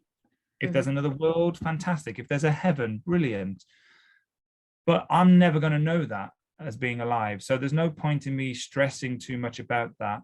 What is important is that the time I have on this earth is that I try and make as many people happy as I can, and bring joy to myself and to other people, you know, and I think that's, for me, is more important than what happens when my time on this earth is done, you know. Yeah. And then Mr. Lipton would say, here are your students. And then the MFA people would ask their questions. Be like, hi, I'm a second year acting major. I was just wondering, so your movie, this, Yeah. what was it like? Yeah. So before Right. we like kind of end this, do you have any questions for me about anything? You can say no. I mean, how long have you been doing this for now then? Is this something that, Podcast or yeah. Yeah, the podcast, yeah. it's not consistent because I have a full-time job and you know, just trying to get people to come onto the podcast. So since like 2019. Oh, right, okay. Yeah, it started off with like getting, you know, my friends who I know worked in the theater, like front of house, backstage, things like that. And then because of the pandemic, um, you know, with these readings I did, I, you know, got to know known people and, you know, I'd ask them to come on and they would come on. And, you know, Yeah, Sam Bartnett, I just emailed his agent. So I was like, this is an offer for him to come on my podcast. And then he did. And so here we are. So yeah. great, Yeah. fantastic. Yeah. So my last question before we end this very long conversation we've been having, why do you think theater is important? Wow, I mean, so many reasons for that, isn't there? But I don't I want, think is this like a non-stressful, I don't want you to get tense again. I just want to make sure like we're good. Like, no, we're good, we're good. Well, look, okay. we're not talking about dropped cutlery or fish Or kitten or heels. kitten I'm heel. sorry, I will not get over that. I don't know why I find that so funny. I did. It's just really, it's It's fine. yeah. Anyway, I'm short. I think I have like kitten heels. I don't even wear them. I'm just like, ooh, a comfort shoe, a sneaker. And then I'm just like shorter than everybody. yeah. No, I agree. I think that's great. It's just, and you know, wear whatever you feel comfortable in. I'm all about that. Just But again, if you're going to date Chad, just again, don't know your wear a relationship status. Don't yeah. wear a kitten heel. Don't wear a kitten heel. That's just that's yeah. This it's not going to score you brownie points. I'm sorry. No. But no, why do I think theatre is important? I mean, look, you know, theatre is what we all are, really. You know, whether you're a construction worker or a teacher or whatever, you know, we're all living a life, and that's all that theatre is. It's just portraying different lives. And yes, it's heightened, and some of them may have songs in them that you wouldn't normally have in real life, and you know, but it's just telling stories. And I think you know, a world without stories, well, you wouldn't have a world. You know, we all tell stories, whether it's on stage or not. And I think, you know, theatre is the best way to communicate that live telling of a story to a mass audience. And I think, you know, when we hit the COVID and our government in the UK, you know, they started telling people that, well, you know, theatre isn't a viable job anymore. You know, you need to start retraining and you know, and we in the UK we had a blackout of all media for like an hour or something like that, where they said, well, look, if you have no theatre, you have no TV, you have no film, you have no radio, you have everything is based on theatre. You know, all these actors or whatever, you know, 90% of them have trained in theatre of some sort. That's where we learn our craft. That's you don't, when you act, even if you're acting on set of a TV, you're still acting in a theatre, which is set. It's still you're still performing to other people. You're still performing to that person. You're, even if you've got a camera in front of you, you're still in a theatre of some sort. So without that training, without that, you have no entertainment. You know, like even singers have to perform. Yeah. You know, so I think theatre is incredibly important to everybody, even people that don't realize it, even the people that don't go to the theatre, that think, you know, that aren't maybe not as cultured as other people, that don't want to see that. They still listen to stories. They still hear people coming home and tell a story about something. Well, that's still a performance of some sort. Yeah. You know, so I think it's really important that people understand that theatre is a part of us as human beings. It's not it's not just a job that someone does and you pay extortionate money on Broadway to see. It is, we're all part of a theatre.